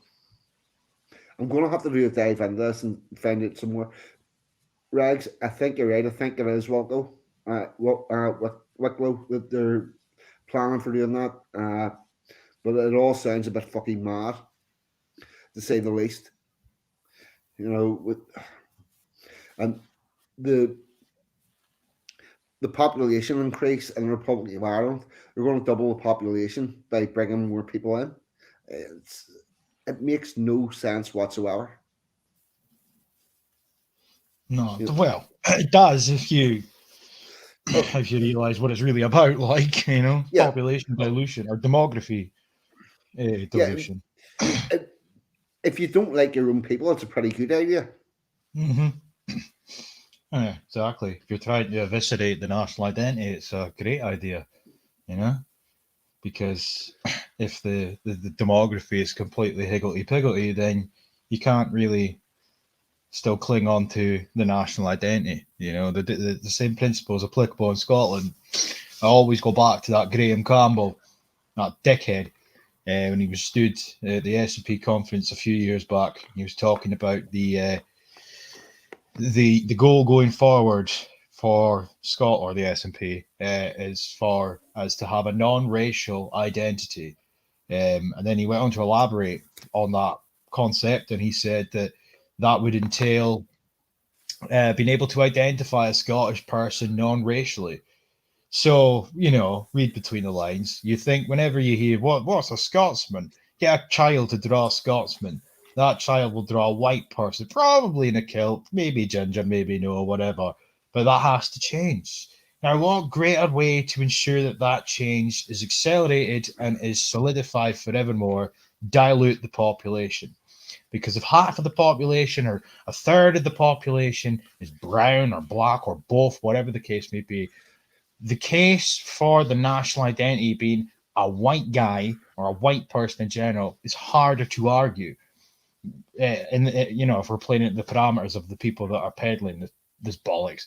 The reality of the matter is DNA doesn't lie. DNA does not fucking lie. You're a Scot or you're not a Scot. You're English or you're no English. You're Welsh, or you're no Welsh. The same principle applies. Germany, France, and I know it's a wee bit different where you are because some of you are Scottish over where you are 42. Some of you aren't. It's a weird one. That's why I didn't know whether to mention you or not. But this is what annoys me. We have this gets ignored now, and it gets ignored continuously because we focus on terms like white and black. You're white Scottish, you're black Scottish. No, you're fucking not. You're Scottish or you're not Scottish. I don't need my white label. That's an identifier that's applicable to everybody across Europe, etc., etc. I don't need that here. I am Scottish. If you're Polish living in Scotland and you're white, you're not fucking Scottish. Like, this isn't a white or a black issue for me. But my point, just to conclude, because this shit really fucking annoys me, and I could go on a rant about it all day, is they are diluting populations because it makes it easier to eviscerate, effectively, the national identity. There we go. I totally concur with that. That's what it's about. It's about doing away with a national identity and getting a population that's therefore more malleable. The other thing I would say, part of what Sensum was saying, if we're going to continue with a Scottish Assembly, a Welsh Assembly, and a part-time Northern Ireland Assembly, because it's like a fucking Hooters Knickers, it's up, it's down more than it's up. I think England also needs an assembly. Because, I've said this to you before. I agree with that. Like, where's their parliament? The English don't have a parliament. This is one of my arguments that we spoke before when I came on to talk about my views on Scottish nationalism initially, and my views for why I think that unionism is a dead concept at this point. And it's people automatically assume, well, you hate the English. No, for me, it's nothing to do with that. Scotland deserves sovereignty. So does England. And England's just like totally forgotten about. Like they don't have a parliament. Like the Westminster, okay, the SNP 9 times out of 10 now they abstain, but I mean it's a total insult. The Westminster represents the entirety of the UK, and your fucking is it second or third largest party in Westminster is the SNP. That's not right. That's not right at all, because it's not like the equivalent is happening up here in Scotland, where the second largest party in Holyrood is an English party. Like, no, like, well, yeah, okay, I guess you could argue because it's the Tories? It's either the Tories or Labour, I don't know. And yeah, you can make the argument, it's an English party. No, it's a UK, it's a British party. So, but my point is, though, I don't know. They need their own parliament at the very bare minimum. You know, the argument that the likes of Nicola Sturgeon and that used to make when they were bootlicking the EU and they ran up to the EU referendum was that, we all acknowledge that the EU needs reform. I see they've dropped that mantra now, which is convenient. Somebody should pull them up for that. However, that was their argument. So an argument going forward should be that the UK Parliament or Westminster, the British Union, if you will, should at the very bare minimum be reformed, because it's not working as it currently stands. But, that's a fair compromise, because if things continue as they are, shit's going to hit the fucking fan. Oh, I think I know why the SNP are now looking for parliamentary reform. No, they're not. Like, that's what I'm saying, that they made this argument and they ran up to the EU referendum. All right. because they were simping for the EU, like, oh, we know it needs reform, so let's stay in the EU and we can reform it, you know. But they've dropped that mantra now. But the same argument could be made for the UK Parliament or Westminster, whatever. Like, it does need reform to a certain extent. And one way that you could start that reformation process would be to give England its own parliament, give them some sovereignty as well. It's not, you know, or just at the very bare minimum representation. Like, they don't have any. Here, Oh, DJ, this, before you even say anything, I just want to tell you that this is a LARP. This is a joke, right? Because every single fucking year since the EU referendum, the SNP have made false promises for referendum after referendum. In one instance, it was they put it on the back burner to see what would happen with the Brexit negotiations. Then the next the next election, they lost a third of their seats, so they totally shelved it. Then sorry, I keep saying referendum. The election after that, there was another excuse. Then it came to the 2019 election, where she promised that there would be a referendum within the next year. 2020 came around. She put it on the backbench in January. March came around. COVID came around. So then she came out again to say, oh, because of COVID, we're not having a referendum. Everybody seems to forget that in fucking January of that same year, she'd already shelved it. Then we get to the next election. She did the same bullshit. It's just constantly making promise after promise after promise for a referendum, and people vote for it. And now you've got the EU faggots doing the same thing, so that she's got two different sets of voter demographics. This, however, is just another excuse for them to win the next election, because she's now saying there's going to be a de facto referendum because of this court case. So, you know what I mean? So they're going to vote for her again, despite the fact she's not going to get a referendum. But that doesn't matter, because what she does, what she's always done, is she wins every election, making false promises, then blames Westminster for why she can't enact those promises. My little advice for a woman who's allegedly not working against the Scottish people is to stop making daft wee promises that you can't enact. But no, you can't do that, because it's all about power. It's all about election wins. It's got fuck all to do with a referendum. Sorry. Well, that was a good week somewhere. It's just fucking bullshit. It's nonsense. Yep. But anyway, sorry. So, the Scottish government cannot hold an independence referendum without the UK government's consent, the Supreme Court has ruled. First Minister Nicola Sturgeon wants to hold a referendum on 19th of October next year, but the court ruled unanimously she does not have the power to do so because the issue is reserved for Westminster. UK government has refused to grant the formal consent for a referendum. Court President Lord Reid said the laws that created the devolved Scottish Parliament in 1999 mean it did not have the power over areas of the Constitution, including the union between Scotland and England. The issues are a responsibility for the UK Parliament. He said in the absence of the agreement between the two governments, the Scottish Parliament is therefore unable to legislate for a referendum. He also rejected the Scottish Government's argument that any referendum would be advisory and would have no legal effect in the Union, with people only being asked to give their opinion on whether or not Scotland should become an independent country. So they want to have a joke referendum. Lord Reid said a lawfully held referendum would have important political consequences relating to the Union and United Kingdom. Its outcome would possess the authority and a constitutional and political culture founded upon democracy of a democratic expression of the view of the Scottish electorate. It is therefore clear that the proposed bill has more to lose consequential connection with the reserved matters of the Union of Scotland and England and the sovereignty of the United Kingdom Parliament. Responding to the outcome, Miss Sturgeon said, "Is she not married?" Yeah. Yeah. But Oh, you right. always use their maiden names. Miss Sturgeon said she was disappointed but respected the ruling of the court and stressed that the judge does not make the law and only interpret it. She added that it's a hard pill for any supporter of independence and surely indeed any supporter of democracy to swallow. Is there much more of this? Right. I think we've got the gist of that and enough to fucking discuss it. Here's my point. I don't think we can have any more referendums in this country because we were, to the best of my knowledge, DJ can correct me if I'm wrong.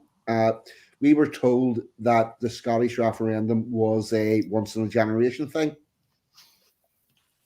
Yeah, Yeah. that is true. Yeah, right. But it's an argument that's starting to Right up rip away. until we got the wrong answer, and then they decided they want to vote until they got the answer they wanted, Yeah. which is pretty much what happened with the Brexit referendum. So I think that the people on the left, their inability to accept the result of a referendum means that we can no longer have referendums in this country. Yeah, you'd think. But I mean, that's what I'm saying about like these wankers, the SNP, especially their followers, is they seem to forget that for years, from 2016 all the way up to 2019, the SNP were campaigning vigorously. They joined up with all the other parties across the UK to stop the EU referendum being respected. So much so that in 2019, Nicola Sturgeon's fucking CO2 emitting bus, despite being a climatologist with a bowl cut, it said stop Brexit on the side of it. Her entire campaign was predicated on stopping Brexit. Oh, it really sounds like you're all about independence, Nicola. Like, no, it's about the European Union. I just wish people would wake up to that fact. And they just say it so openly now.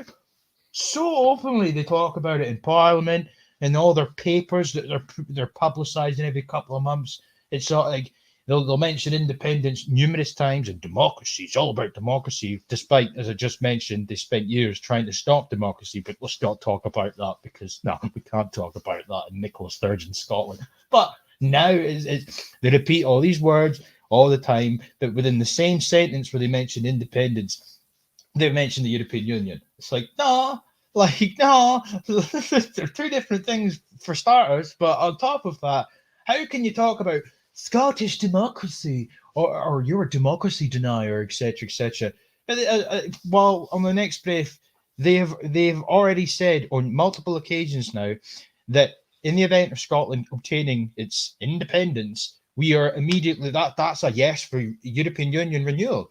Like, they ruled out a referendum for us to join the EU at a later date. Oh, fuck that. No. You vote for independence. Let's vote for the European Union. What sort of fucking democracy is that? No, I'm not even somebody that's a firm believer in democracy. But this is what I'm talking about. The retards that stand about with their salt tires and their EU stars dotted around it, which is desecration, if you ask me. Absolute fucking desecration of my flag, by the way, you so-called nationalist dickheads. Like, but how can they not fathom that this is wrong? Like, it's not right. That's not democracy. Did they just forget what happened the last few years? They've got an excuse for everything. Excuses that I've spent years of my channel fucking butchering, but because of the way that YouTube operates, no cunt sees it. Sorry, this is a subject that really fucking annoys me. Like, sorry. Fuck. Oh.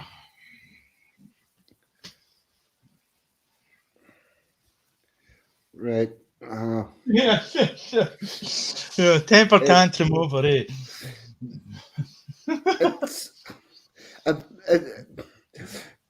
It's. Have you ever heard of the term situational anger? No, but I sound like I fit the bill. Okay. Is that like a situational comedy, but it's not funny? No, right. You have many types of. You've got people that are angry. Some people are permanently angry. They're just angry fucking people. They're angry about fucking everything. If it's cold, they're angry. It's cold. If it's warm, they're angry. That's warm. They're just fucking angry.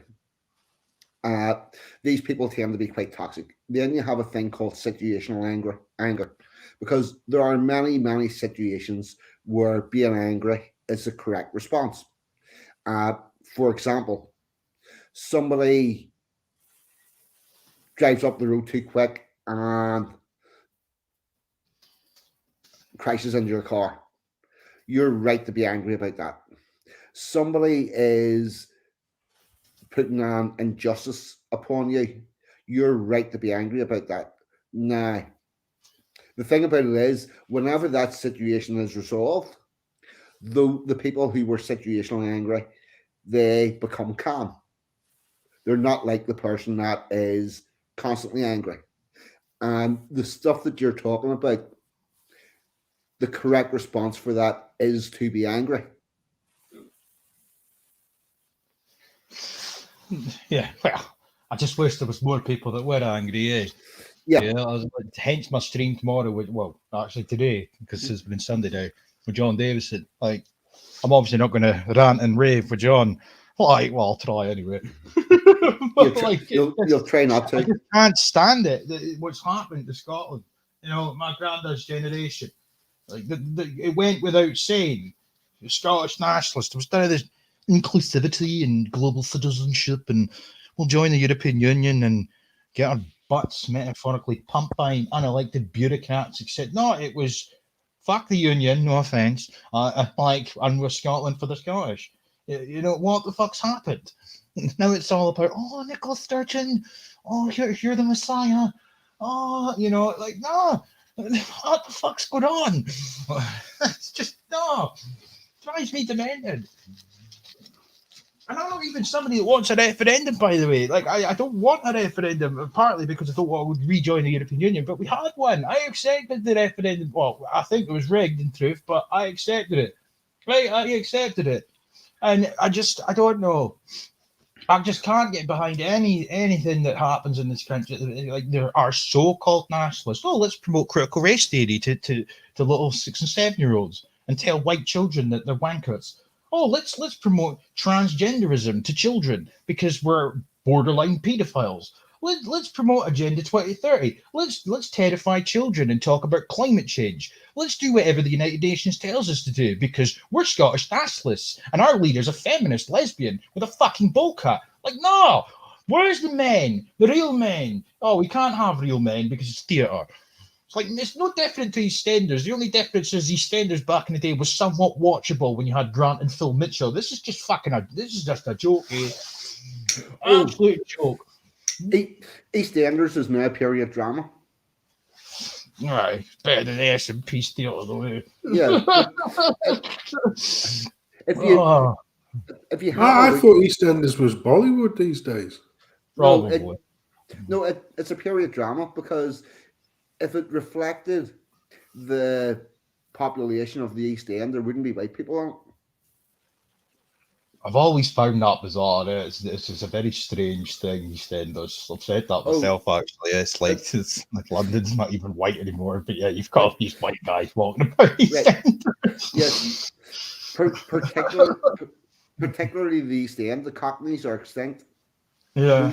Those people don't live there anymore. And what they've done is while they were getting rid of all the white people in the East End of London, they made a very popular television series. And a lot of people watch TV and think the East End of London was actually like EastEnders. And then they go to visit and they're quite surprised by the absence of white people. Right. I don't know. I haven't watched EastEnders in a while, though. Has it gone a bit more BAME now? I don't know because I haven't watched it either. Oh, I thought I was going to catch you out there and you go, oh, yeah, I was watching it last night. No, I don't really watch it here. Hold on, we have news just in. I haven't even read this story, but there's been people in the chat talking about it. So I want to pull this up. Oh, close that there shit. Right. Car driven into Cheshire Christmas market, attended by hundreds before 3 men arrested.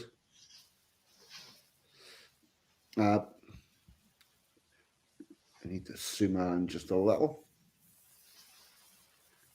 What the fuck's going on? Nobody was injured though, which is a good thing. But I'm keeping my powder dry because it could be a bit psyopy. Do you know what I mean? It could be one of ours. So I'm waiting to hear surnames before I make judgment.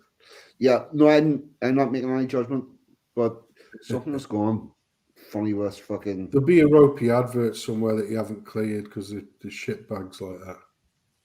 Yeah. Go to the Sentinel hold site. Go to the Sentinel. That's where you want to get it from. If it's because it's in Congleton. Congleton's literally just the northernmost towns of Stoke are Burslem and Tunstall, and they've fallen, shall we say. But the next sort of conurbation of note above that is Congleton, probably. It's because it's on the Cheshire-Staffordshire border. So, Right, hold up. You two talk about something. I'll see if I can find one that works. Okay.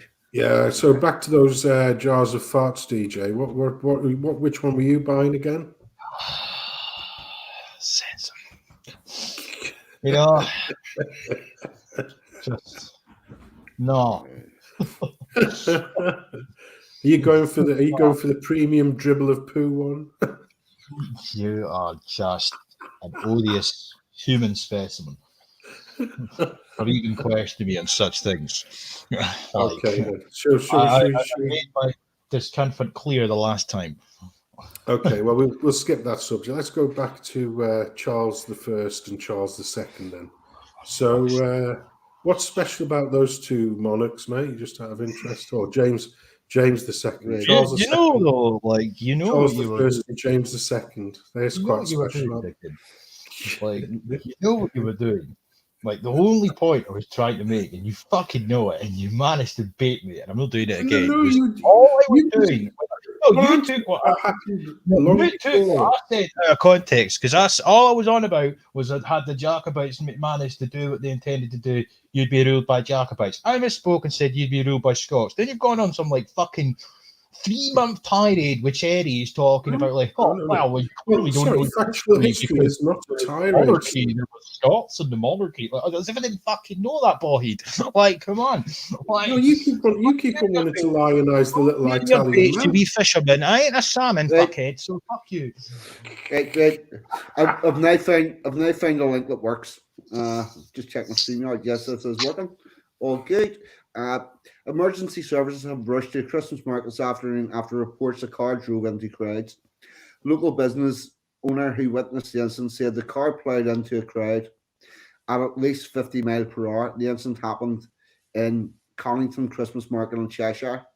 Cheshire police are thought to currently be at the scene. Hundreds of people were enjoying the market at the time.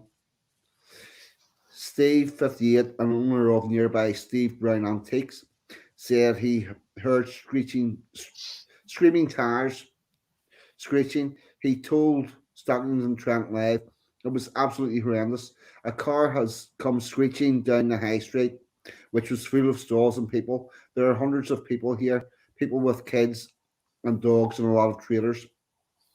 He must have been doing at least 50 miles per hour. People were jumping out of the way. I saw one elderly lady who had to jump away. She was very shook up. We all are. Steve added that the car didn't stop despite people running after it.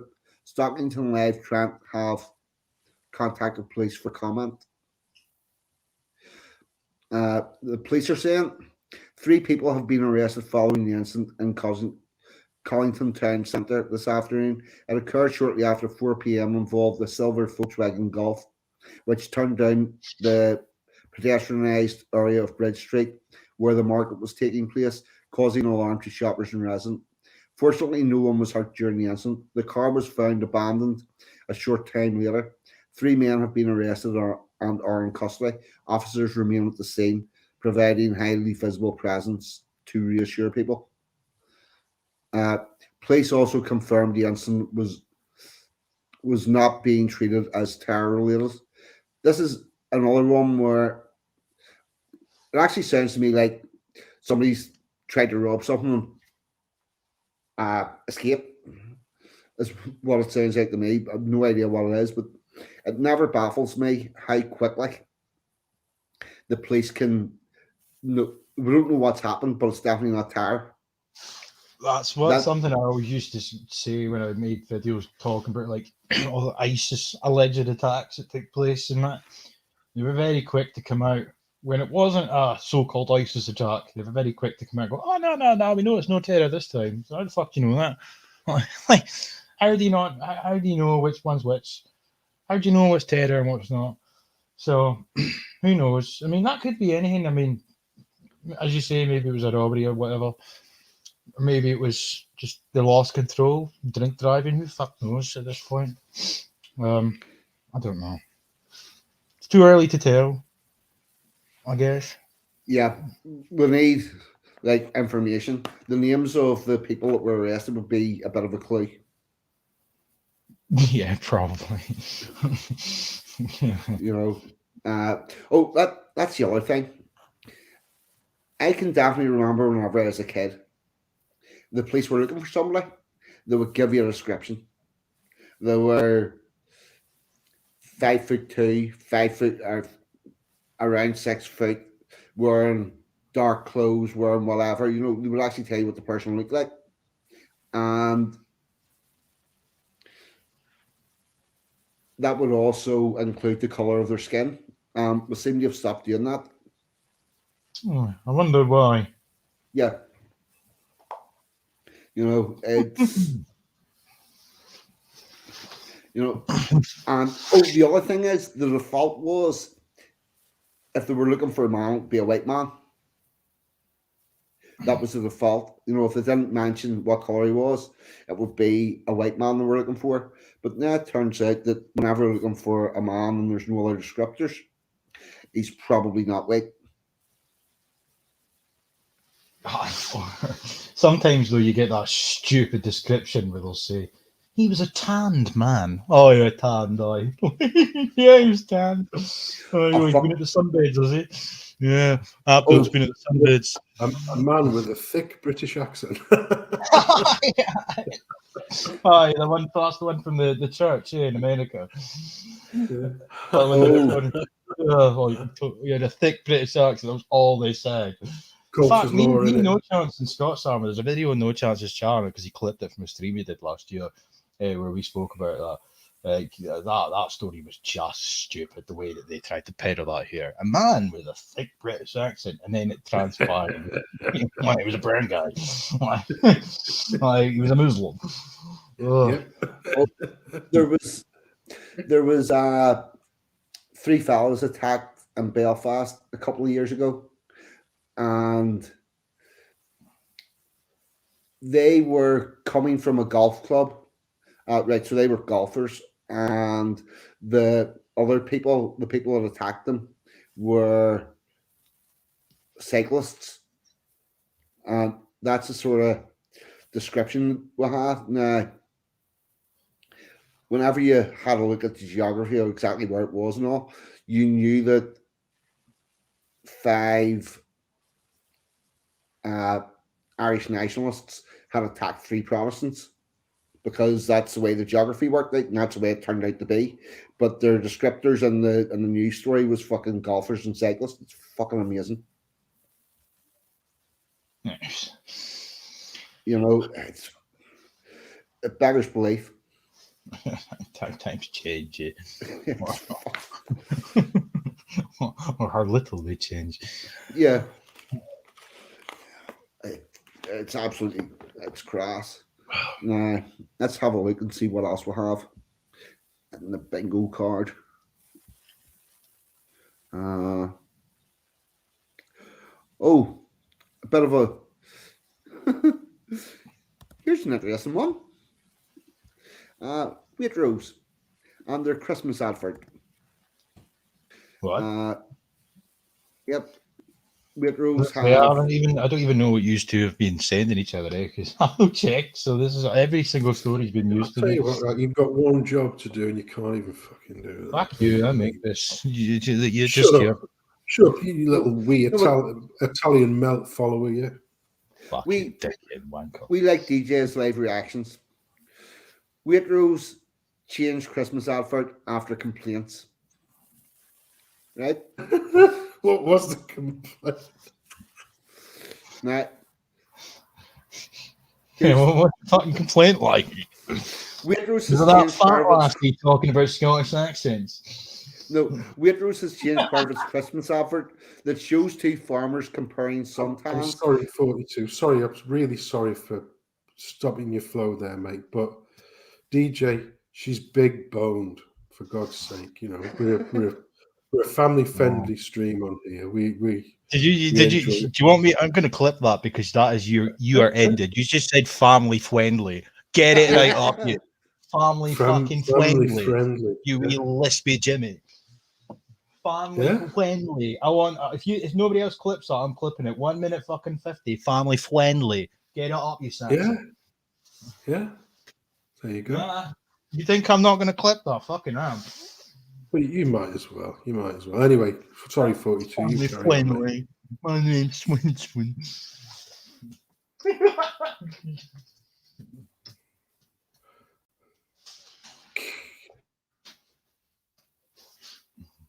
Sorry, mate. You're on mute. Sorry if you're reading. Sorry, mate. Yeah. Oh shit! I had the cough there a couple of months ago, and that fucking there we go. Waitrose has changed part of its Christmas advert that showed two farmers comparing suntans. It was criticised by skin cancer patients. The supermarket apologised last week after it received a backlash to its video on social media. Critics said the section of the advert glorified suntans and failed to highlight the dangers of sunlight. Waitrose told the BBC it would be using an updated version of the ad to address those concerns. While we included some light-hearted and true-to-life moments, we've listened to the comments made about the serious message of sun safety, a spokesman said. Our ad celebrates the current effort that our partners and real farmers who work in all weathers put in to make sure our Christmas customers have what they need for Christmas. The supermarket's advert featured clips of farmers working all year round to create the produce for festive food. In the original version, two farmers could be seen comparing suntans as they worked in the summer. Now the farmers pass each other in the field without showing off their tans. Now, here's the thing. I have a problem with all the Christmas adverts that have multiracial couples that have some of them that are Christmas adverts that have got absolutely fuck all to do with Christmas. And I'm wondering if we're complaining. Do you think they'll jump up and down and change them for us? No. You'd probably get arrested.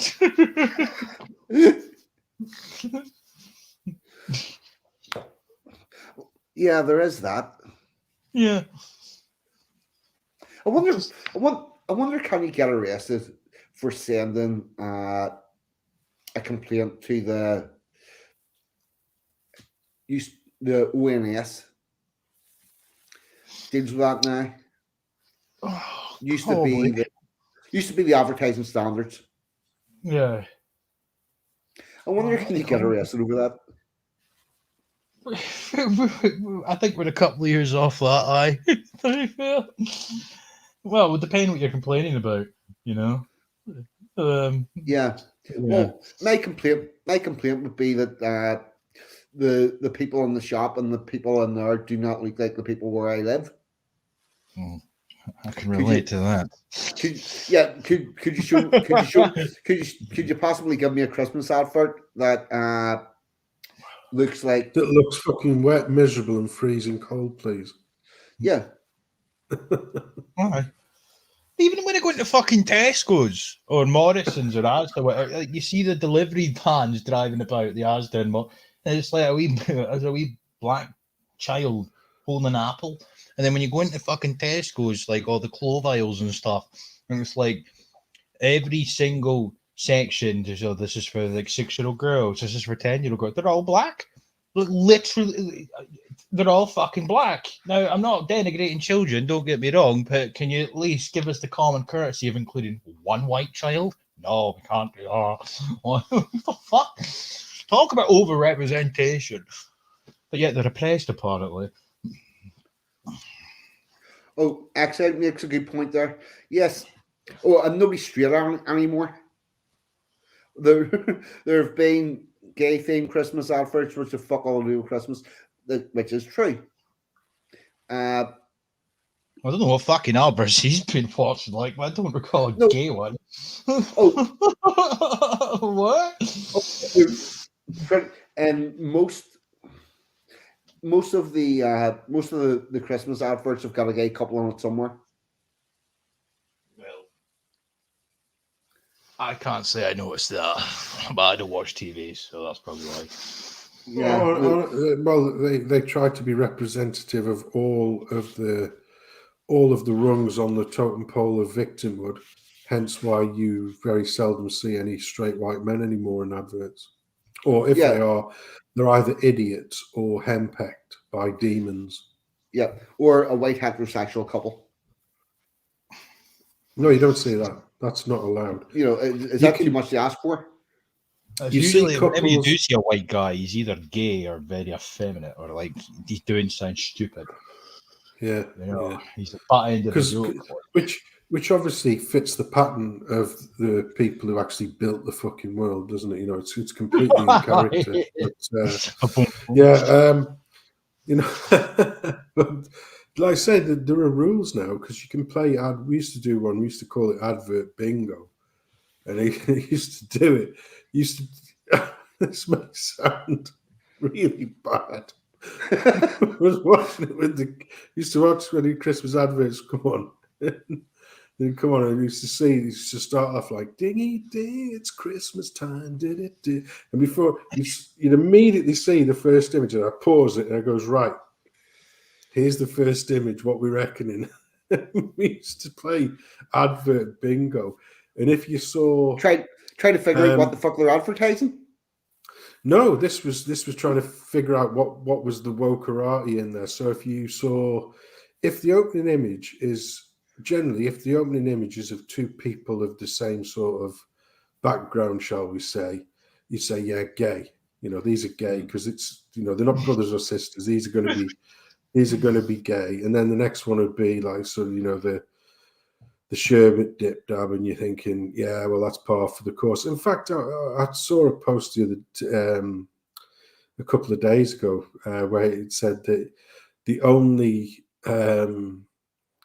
the only sort of non sort of, you know, standard family unit of a mum, a dad, and two kids, all of the same sort of ingredient, shall we say, is the Aldi carrot family. That's the only one you'll ever see where they're all of the same. It's just, and it's true. It's true. You know, so you can actually play, like I say, you can play advert bingo when they're first coming out. I mean, I don't watch the telly anymore, but we used to pause and go, right, who do you reckon, you know, used to say, right, what do you reckon this advert's going to be? And the favourite, you know, the top pick was always going to be the sherbet dip dab. And like I say, if you know what a sherbet dip dab is, you know what I mean. But you know, that was always the top one, and after that it was gays, and then after that it was raspberries. So you know, that was the pecking order, and you know, it literally was in that order. So it was very rare. And then obviously you got the Aldi one, which was sort of cartoon vegetables, and they're allowed to be happy. Like I say, you've got the carrot mummy and daddy and the two carrot kids. You don't have a carrot daddy and a potato mummy, or carrot daddy and a fucking turnip mummy and a couple of Brussels sprouts, do you? No, you know. But I'm telling you now, because people have noticed or people have mentioned it, you can guarantee the PSYOP merchants at Aldi will be saying, "Oh yeah, right. Next year we're going to keep the vegetable theme, but they're all going to be, you know, they're all going to be a hot pot of vegetables. It's not just going to be the carrot family anymore. We've got to spoil that for them." Here, Toffee's going to run us. Toffee's saying, I'm going to upload a video regarding this advert bingo after the stream. I've been debating uploading it, but I'm going to do it. So It's true, though, isn't it? You've set Toffee off on a mission. Yes, definitely. Yes, it's mad. Oh, do you know what we haven't spoke about at all? This whole World Cup thing. Yeah, I've not seen any of it, mate. I couldn't. In fairness, I think the last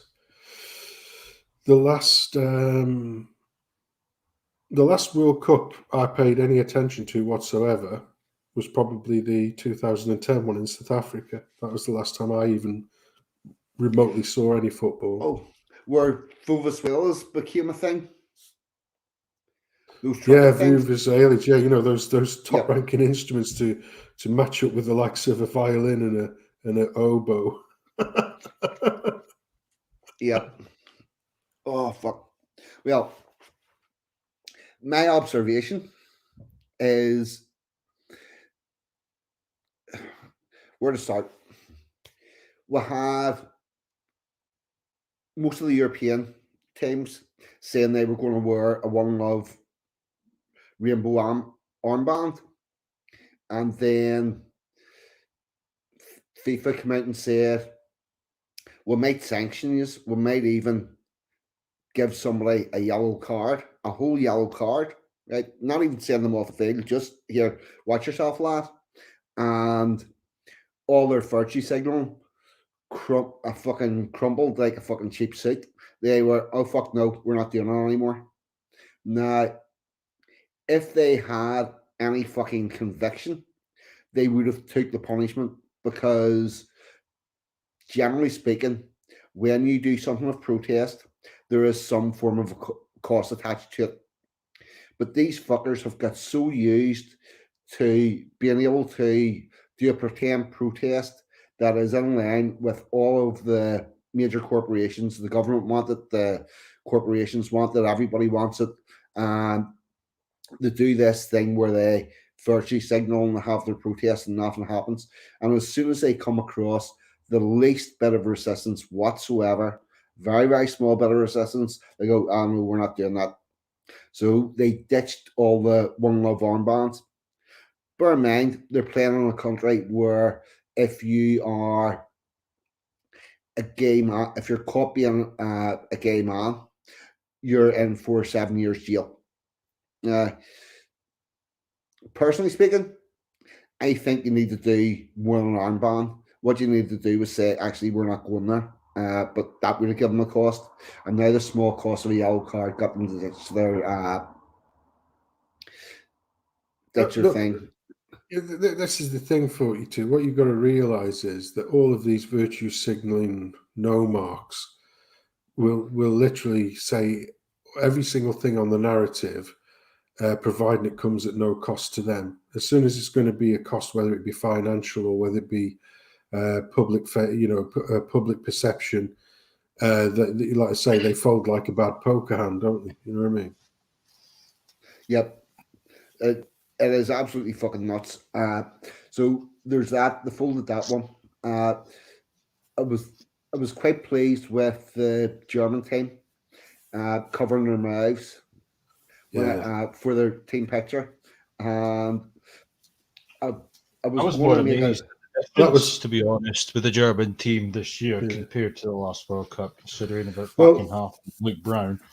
Yeah, well, the other thing is as well, they were covering their mouths, and then when they got stuffed by Japan, the Japanese sort of, in gleeful joy, were covering their mouths and say, "Yeah, fuck you." Well, I was going to make a meme, but I hadn't actually got round to it. A picture of the German team with their hands over their mouth and the caption above it saying, "Oh shit, we just got beat by Japan." I would have done a better one than that. I would have went, at least we're not speaking German. Oh wait.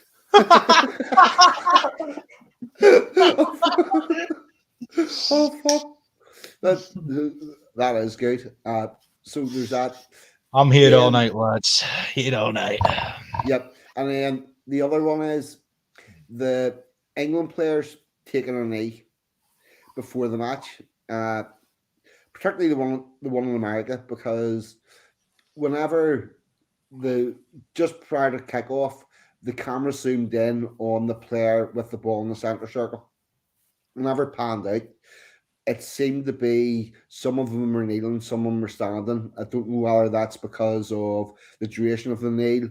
They seem to be there. There seems to be a disconnection there, or a loss of unity. It's not as organized, and I don't think as many of them are into it. But this whole kneeling at a sports event started with Colin Kaepernick, probably round about 2016.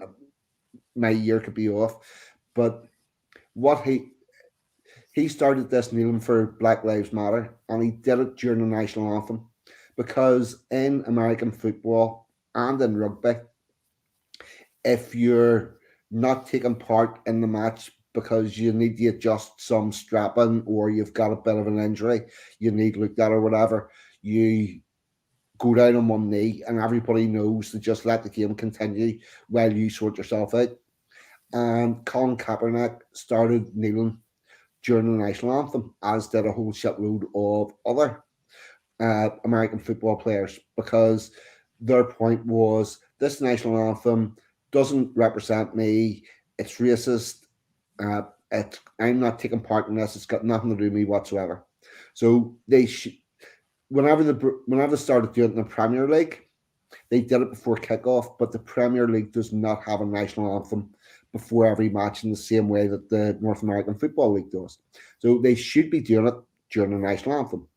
The second one is it originated from America, and you had all those English players, or most of the English players, kneeling before the match, and you had the American players from whence it came looking at them like, what the fuck are you at?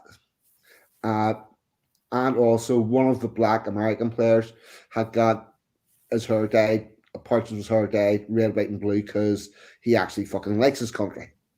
You know, it seems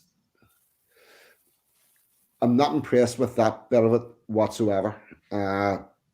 So that's my 2 pence worth on it. What do you think?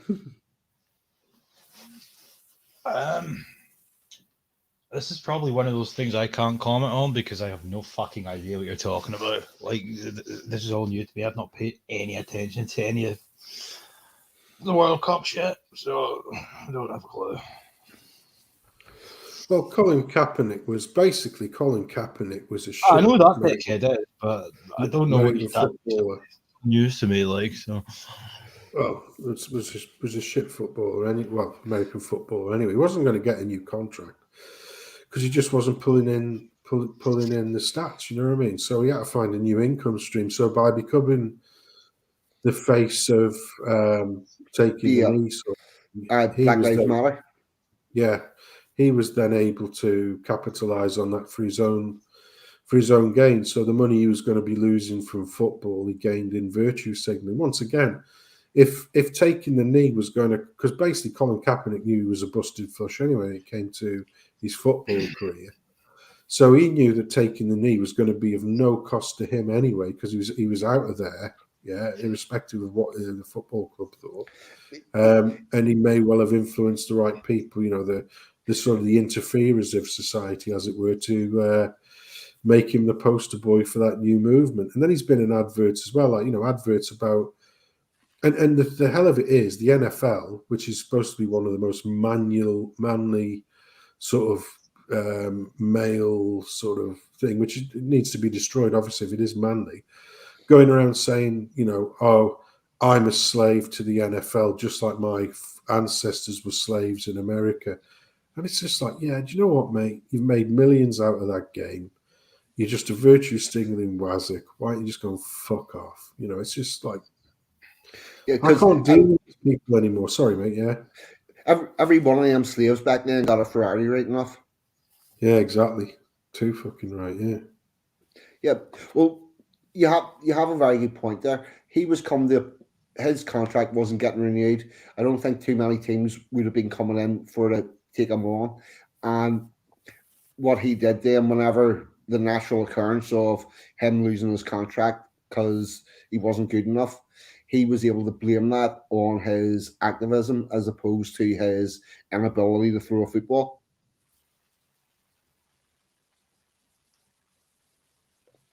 Yeah, well, that's what I mean. You know, so he knew that his contract was going to be up, and like these guys, even the sort of what I would class as being the 8th pick. So Kaepernick was in the 8th pick squad. He wasn't going to be right up there with a Walter Payton or an O.J. Simpson, who was a fantastic footballer, American footballer, I should say, for all of his other faults. He was brilliant, but or a Peyton Manning, you know. So he knew that his career, because like I say, he had two choices. Because like the problem is with a lot of these ones, a lot of the sort of the minor ones, they get a lot of money early on, but they piss it away.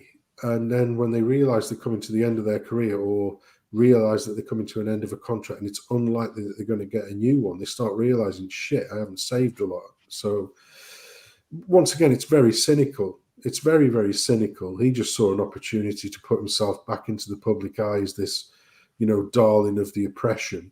And, once again, he's managed to fill his coffers with, virtue signalling money rather than through play on the football field. Very cynical, to be honest. Yeah, I don't think Nike sponsored him before he started that shit. I honestly don't know as the honest answer. I don't know, but he got a really big Nike sponsorship deal that was directly connected to his activism. It's fucking... It makes no sense. And then when I have... we'll have UEFA saying that you need to keep your sport out of politics. This is the same UEFA that sanctioned England, Wales, Northern Ireland. England, Scotland, Wales, Northern Ireland for their players having poppies on their shirt, but we're very happy with all the taking on these shit right up until about 4 months before the Qatar World Cup, whenever it came back on them. The other thing is, they're kneeling for Black Lives Matter in stadiums that were built by fucking slave labor. Like, if they honestly give a flying fuck, they wouldn't have went. They went, no, we're not going. We don't like what's going on in this country. We're not going. But that would maybe cost them money and shit. Well, once again, you've got to think on that all of the sponsors in there. One of the most ironic, well, not ironic, was two-faced ones was, Gary Neville. He accepted the shilling off this particular country several times over, and then his excuse was, yes, well, I wanted to go there and see it for myself. Well, okay, then don't accept the contract. Go there on your not insignificant personal wealth, Gary, because he's not shy of a bob or two. One of the most successful footballers in British history under Ferguson's Manchester United, and in fairness, deserving of that because he was a great footballer. But to come out and say that, well, go out there on your own dime then, so you're not taking dirty money, if you like, or blood money, shall we say, and then make your own decision. And if you still feel like that, then just say to the BBC, look, I can't, in all conscience, I can't cover this tournament because of X, Y, Z. But no, he decided, I'll tell you what, I'll take all those millions anyway. I'll fuck off over there and I'll start griping when I'm over there. Well, that's what I say. That's just once it's rank hypocrisy, and two, it's very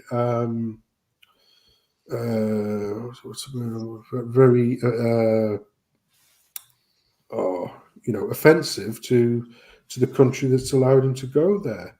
It's very impolite, shall we say, because they've been good enough to put him in there and all this malarkey. So, and it was the same. I have no sympathy because Bonnie had covered a story today about some fans who, you're in a Muslim country.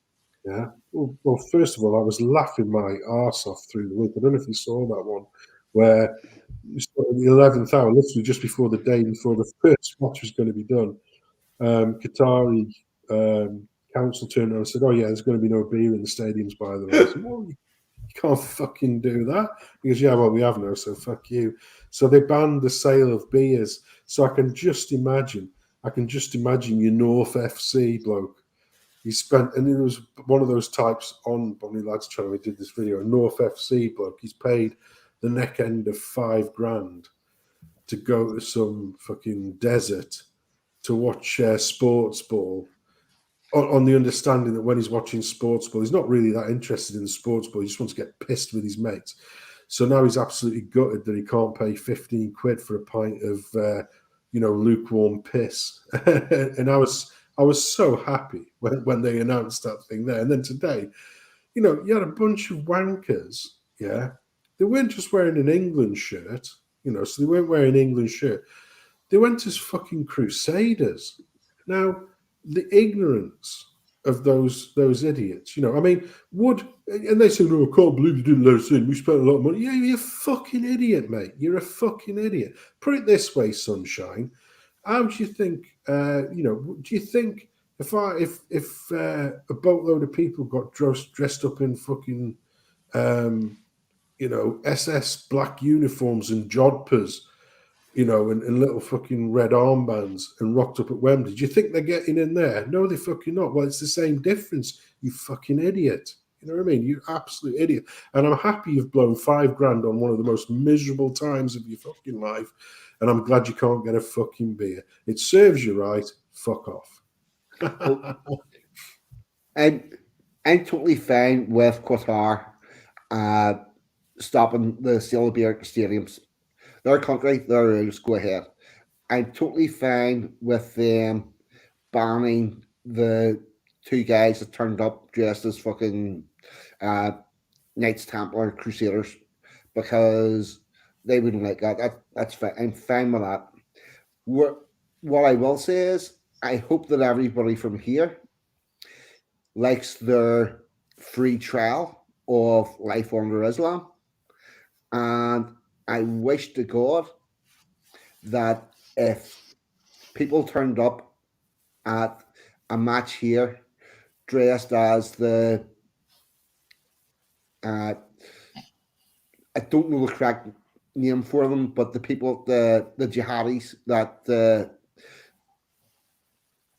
Crusaders were fighting way back in those times, the army, whatever they called their army, if they came up dressed as that, the match at Wembley, our fucking lunatics would let them in. No, well, it's the same difference, isn't it? You know what I mean? Yeah. No, our lunatics would let them in. I would prefer that our country grew a set of balls and had standards.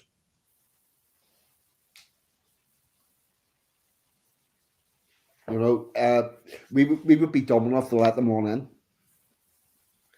But I'm fine with what Qatar's done. But it's all a bit mad. No, Hassad, not that. I was talking about the historical jihad.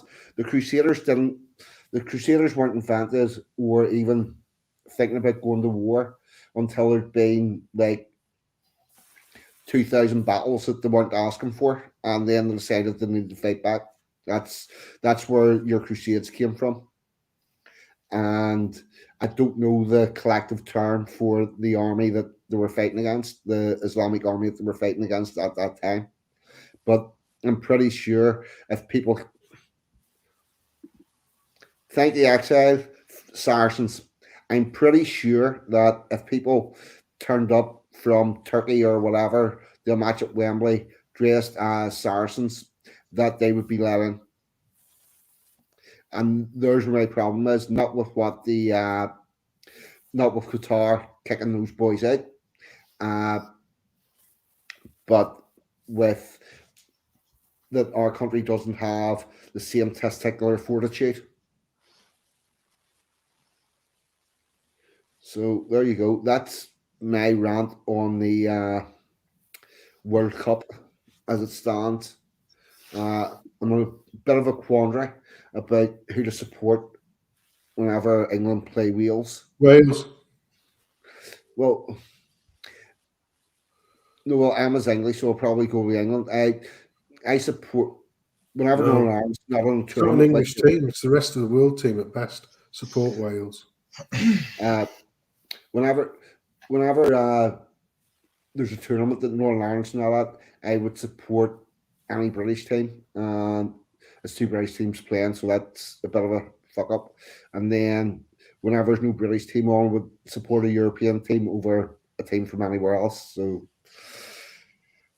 it's there you go.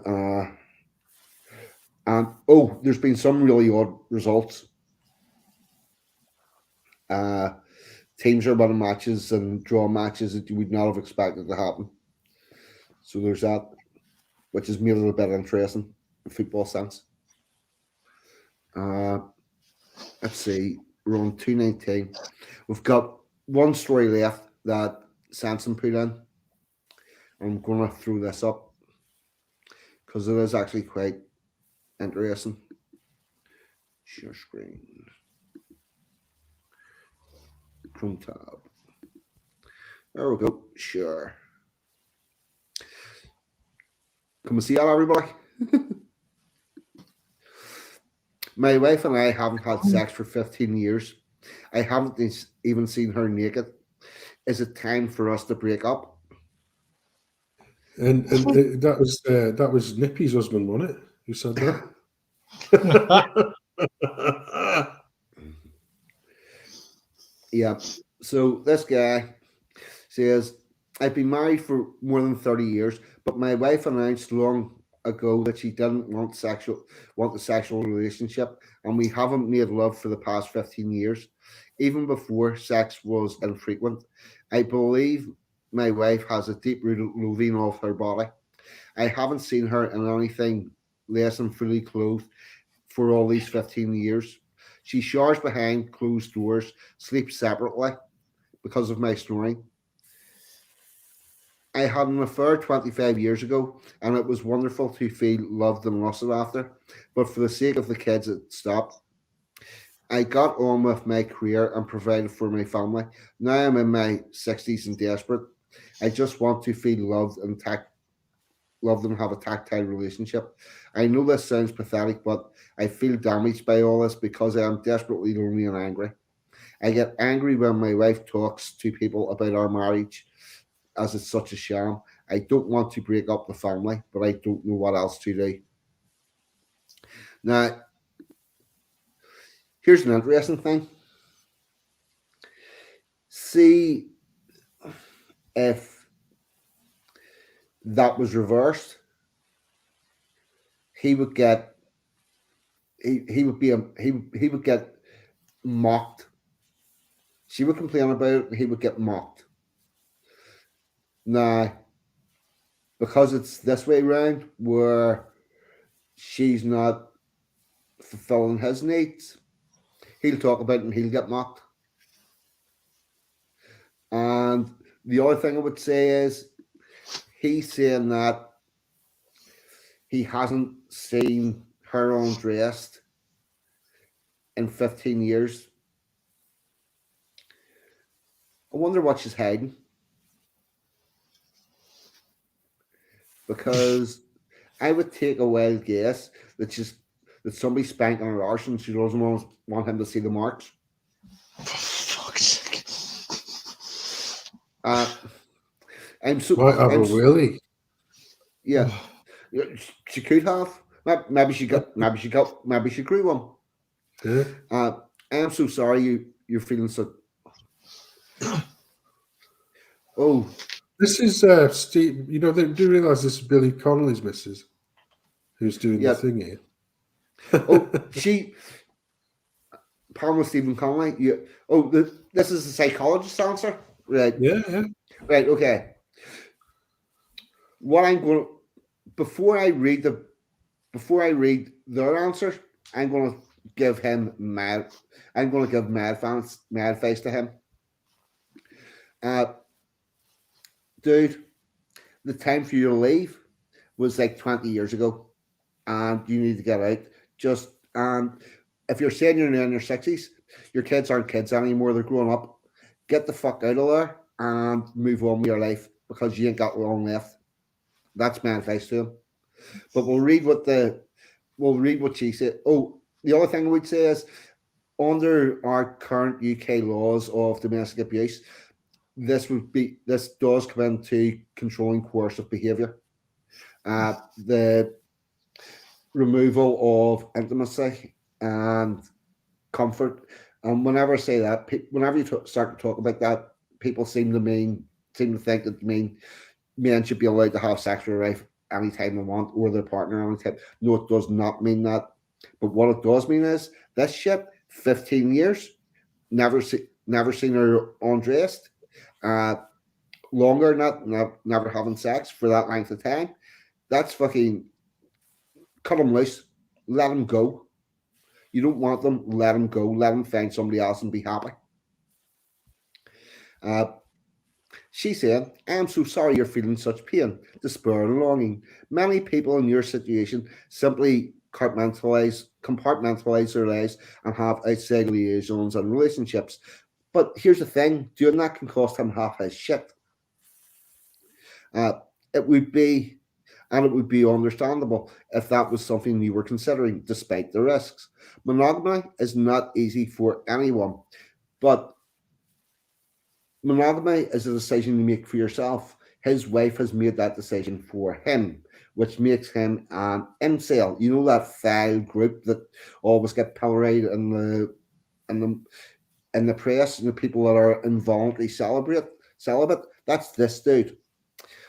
If you think it would be possible to safely start a gentle conversation with your wife in which you could share your feelings in a non-blaming way, then try. You deserve to be heard, and so does she.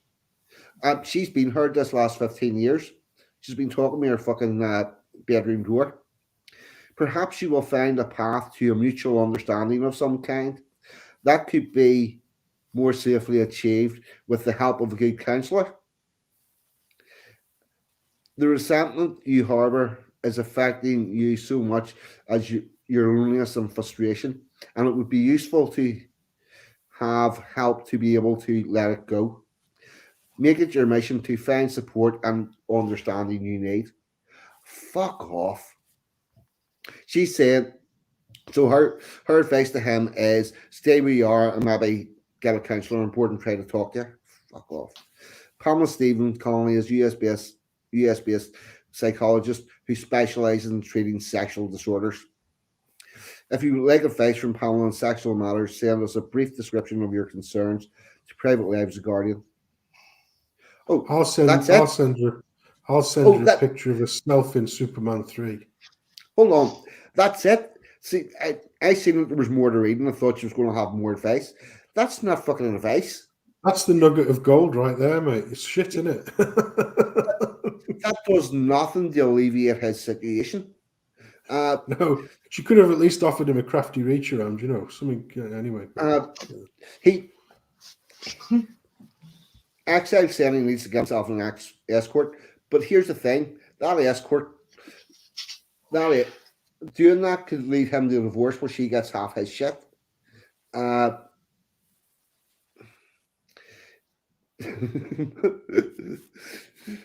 But no, I don't think it's all in his mind. I think he might have a point. No, he needs to leave, or at the very least, he needs to say, "There, I tell you what, we're living in this house, but I don't consider you my wife anymore. You haven't behaved like a wife in over 20 years. I'm not calling you my wife, and I'm going to go and fuck you whatever the fuck I want." But I also think that what would the ultimatum be, though? Would he give her an ultimatum, like, unless I get both holes in a gobble, I'm off? You know what I mean? No, his ultimatum shouldn't be anything like that. His ultimatum should be, right, here's what it is. Do you want to continue with your life living in this house, or do you not? Because if you do, there's going to be new rules. I'm having fucking 3 nights a week where I do whatever I want. It's nothing to do with you. And we can do that, or we can just have a full-on divorce. So there's your choices. Go. Yeah. But I would also say, with the whole never seeing her naked for all that length of time, the probability is her problem is she doesn't want him to see her naked, and she doesn't want to have sex with him because she doesn't want to be unfaithful to her boyfriend. Yeah, probably. I'll tell you what, that's more likely, isn't it? Or do you know something, right? Because he had an affair 5 years in when they were still obviously sexually active. Maybe it's not as often, obviously, but but he had the affair there. So I wonder, this to me, it sounds to me it's you know, I reckon she might have done the dirty on him, like a bit of revenge sex, or got a dose of the old herpes or something, and she's shitting it in case she passes it on, and then he'll suss out. But yeah, you know, it's a, I don't know. It's a very curious dynamic, though, isn't it? It's because obviously, you know, some couples don't, you know, some couples, even when the kids move out, you know, they don't have sort of sexual relations very often, but they still Yep. love each other dearly Yeah, but because of the you know, companionship. But you know what they do? They do hold hands. They do yeah, hug. They do cuddle. They do stuff like that. Which she's been sleeping on a separate bed for 20 years. yeah, You know, yeah. she's either getting her needs met elsewhere, or she and therefore doesn't want to be unfaithful to her boyfriend, or she just really, really doesn't want to have sex with anybody. One of those two. Now, the other thing is there has to be other problems in that relationship as well, because you don't get that stage without there being other problems. Yeah. You know, It's, and he's got to be 60 years old. He hasn't got long left. well, I don't know. How are you working that? What are you basing that on then? Because he Because they've says been he's married for 30 years. no, because it said in the article he's in the 60s. Oh, right. Okay. Yeah, pretty well. So he needs to fucking. They need to come up with a way to separate and have their lives the way they want it. Yeah. Well, if the kid, well, in fairness, like you say, if the kids have Yep. grown up and have flew the nest, there's not really a lot there holding them together. You know, probably the pair of them might feel a lot happier being apart. There must be something there, because I mean, there must still be something there, because you wouldn't tolerate that for no good reason. In fairness. Oh, it's amazing what people tolerate. Well, I don't know, because I've got no experience in that. You know, I'm not saying that to be braggart, but I don't really have a lot of experience of negative relationships. Dysfunctional relationships. Yeah. Right. I personally have experience of a 25-year dysfunctional relationship. It was shit. And it was only after I left that I realized exactly how bad it was. Now, to be fair, what he's describing isn't what I went through, but it is like 20 years of never seeing her naked. There's something fucking wrong there. And they need to split up. And there's no fixing this. If there was a potential fix for that, it would have been fixed by now. And the other thing is, the only thing that would get that better was for him to have personal standards, which he obviously does not have, and trying to impose them after probably 40, 45 years of having no personal standards with her, never telling her the word no. That ain't going to work well. It's just not going to work. He needs to fucking. Sometimes you got to throw a whole bin in the bitch, a whole bitch in the bin, move on, and that's what he needs to do.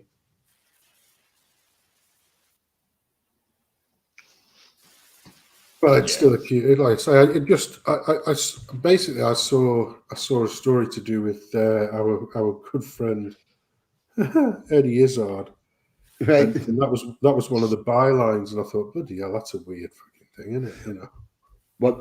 What the sometimes you gotta throw the whole bitch in the bin.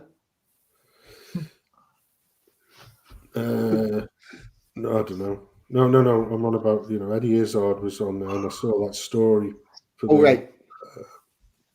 The story that you just put up there, and I thought, Yeah. crikey, O'Reilly, that's. But I thought, you know, when you see stories, I thought when I clicked on it, it was going to be a funny sort of japey type of thing. And then when I looked at it, I thought, oh, actually, no, this is serious. And I thought, well, sort of in your ballpark, mate. So I chucked it over the fence. Yeah, it's more common than you would think. Over the last, I'm going to say, 8-9 years, I've spoke to very many men that have lived through all sorts of fucked up relationships, and I know personally of, I don't know, more than 10, less than 50 men who have said that after they split up, they found out that their partner had been having a long-term affair, and the affair started about the same time that the sex stopped, and it went on for multiple years. Yeah, well, that would make sense in that case. And Yeah, but he now, doesn't. Yeah. whenever heads up, there are two things that indicate a partner's having an affair. The sex stops altogether, or it goes through the roof. One of those two is a common symptom. Must have been getting cheated on there now. Yeah. Now, see if you and your partner have had or already had a active sex life, and there's experimentation and stuff, right?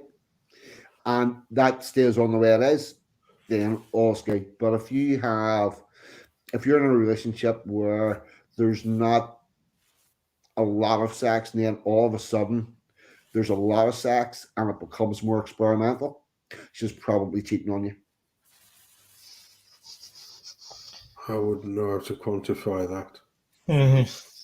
I think I would draw the line at, do you fancy capturing my farts in a bottle? maybe a dribble of poo for DJ. Fucking hell. I'll probably laugh for their shit like. Pardon the pun, no pun intended. Yeah, no, when I read it, the thing I'm glad you sort of noticed who the psyop agent was. Our good friend Billy Connolly's missus. Because, like I say, you see her. She is a qualified psychiatrist, medical psychiatrist. I mean, when she left. Sort of the silver screen, as it were, doing the different roles and that.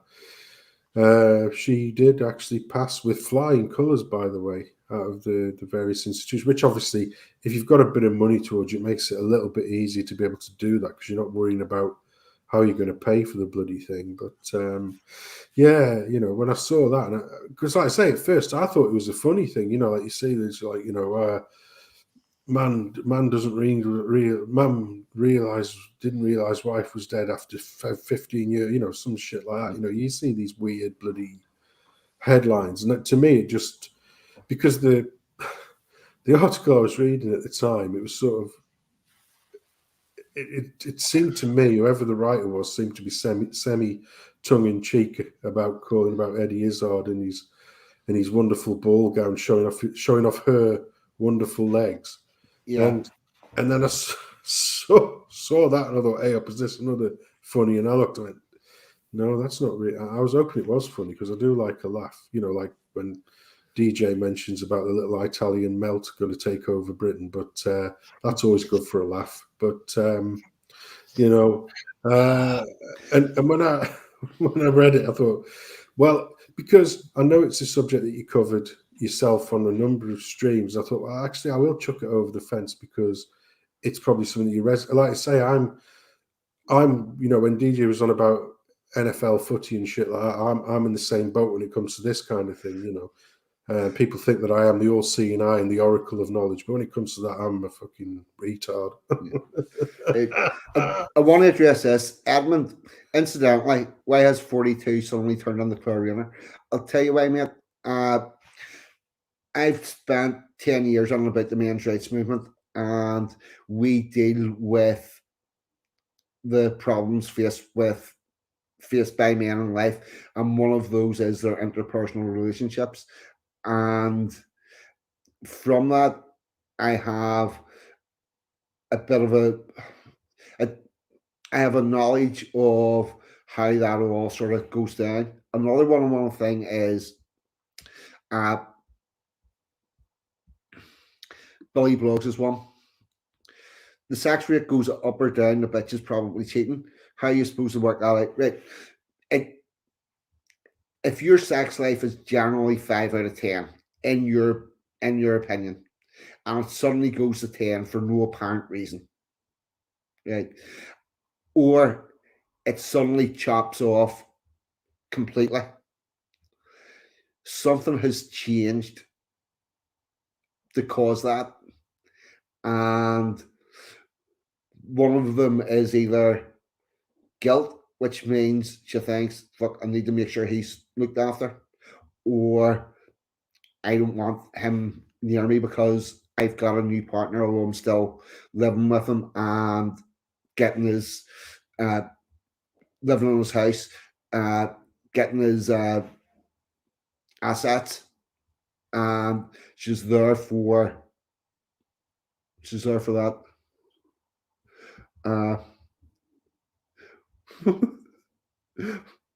Sorry.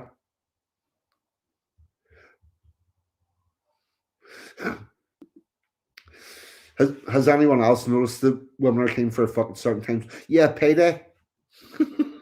That's whenever they suddenly become interested. So what you're looking at is what if you're having a really large scale change, something inside the life has changed, something inside the relationship has changed, and one of those things is normally a cheating partner. So there you go. How do I know this? Because I've been talking to men that have lived through that for quite a long while. I've read the sociologists. I will also say that there is a large scale connection to crazy sex and abuse of women. And the crazy sex is not worth it. Believe me on that one.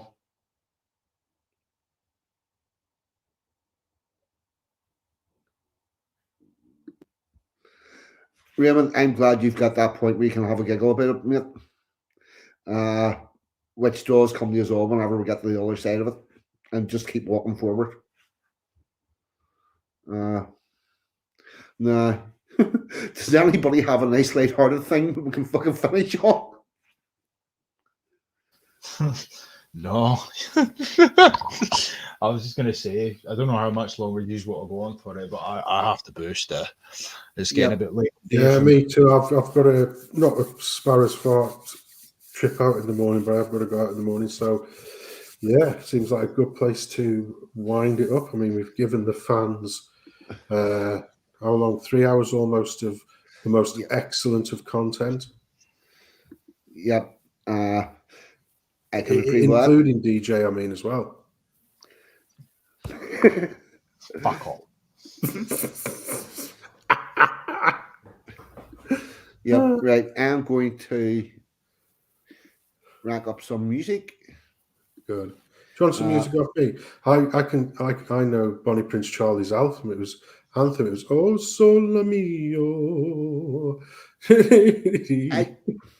Is that not an advertisement for Cornetto? Well, it's Oh Solo Mio, isn't it? On My Own, from one of the most famous operas ever. But, yeah. Right.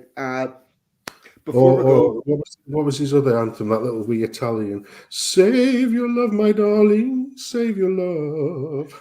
Because you couldn't save your fucking country. There you go. No. Right. Any last thoughts, DJ? No, Hi, it's been a decent stream, like, can't complain. Apart from Sensum's attempts to piss me off with his cherry shit, but no. No, there's not really much else to say, really. Tune in tomorrow night for me and John Davison if you want to, or don't. And if you do not, then I will fucking find you.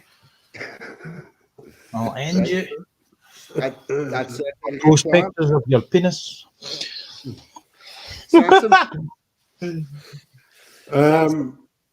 Yeah, nothing for me, mate. But I will do a quick roundup of the old the housekeeping. So Perfect. 2 o'clock tomorrow afternoon. Joe Marsh has got a new YouTube channel, and he's doing a stream at 2 o'clock called "We Were Never Asked Part 1." So please give Joe a follow and a bit of support if you can. Obviously, our good friend Ragnar Ironspear, he's got Angry Bootneck on at 7 o'clock tomorrow night. Then our good friend DJ, as he just mentioned, hosting John Davidson at 8:30 on Resisting the Lies channel. And then Monday, our friend Toffee in the chat, he's got DJ on again, and they're going to be talking about the wonders of lobby. You know, they both love lobby. It's a great stew. And then obviously our good friend John Davidson, he streams Tuesdays, Thursdays, and Fridays at 9 o'clock. Although next Friday he isn't doing a stream because he's out on a little Christmas jolly, and I hope he enjoys that. excellent. Thanks very much. Right, and I'm going to get bit of Paul Mumford on. Has that come up? It has. Good. Might even have sound. Here we go.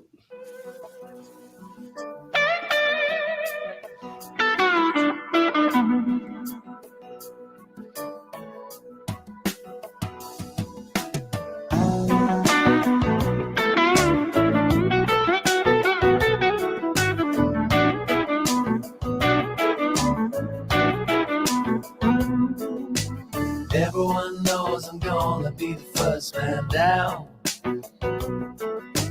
All my friends are sick of having me around. Nobody wants to give a buddy one last break. Can't go on, I've taken all a man can take. Life is a curse, it only gets worse, and the world don't watch you drown. Maybe my mind will fail to ever find the point. I'm going deep, deep down underwater. Gonna make my grave underneath the wave. I'm going deep, deep down underwater. Gonna lay my head on the riverbed. Looking back, I rejected every place I stayed. A woman says I'm lying in the bed I've made. She says warriors don't give up before the war begins. So I get high to justify the mess I'm in. People get mad and people get sad, but at least they have a cause. Struggle to feel emotion I can really trust. I'm going deep, deep down underwater. Gonna make my grave underneath the wave. I'm going deep, deep down underwater. Gonna lay my head on the riverbed.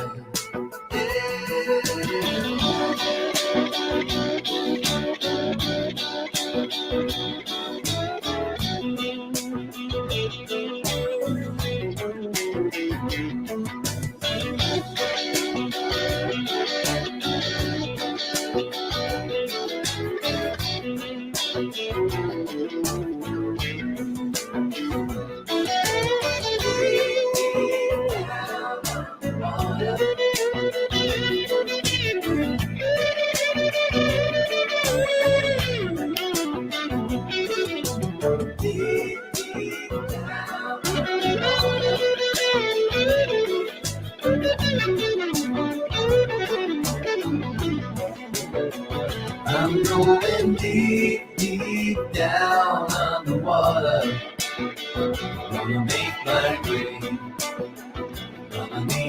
away. I'm going deep, deep down underwater. Gonna lay my head on the riverbed.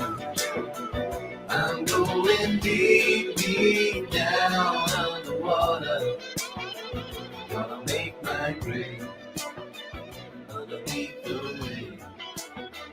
I'm going deep, deep down underwater. All right, everybody. Thank you very much. DJ's been DJ, Sensum's been Sensum, I've been 42, and you lot in the chat have been fucking brilliant as always. Thank you. Good night. God bless.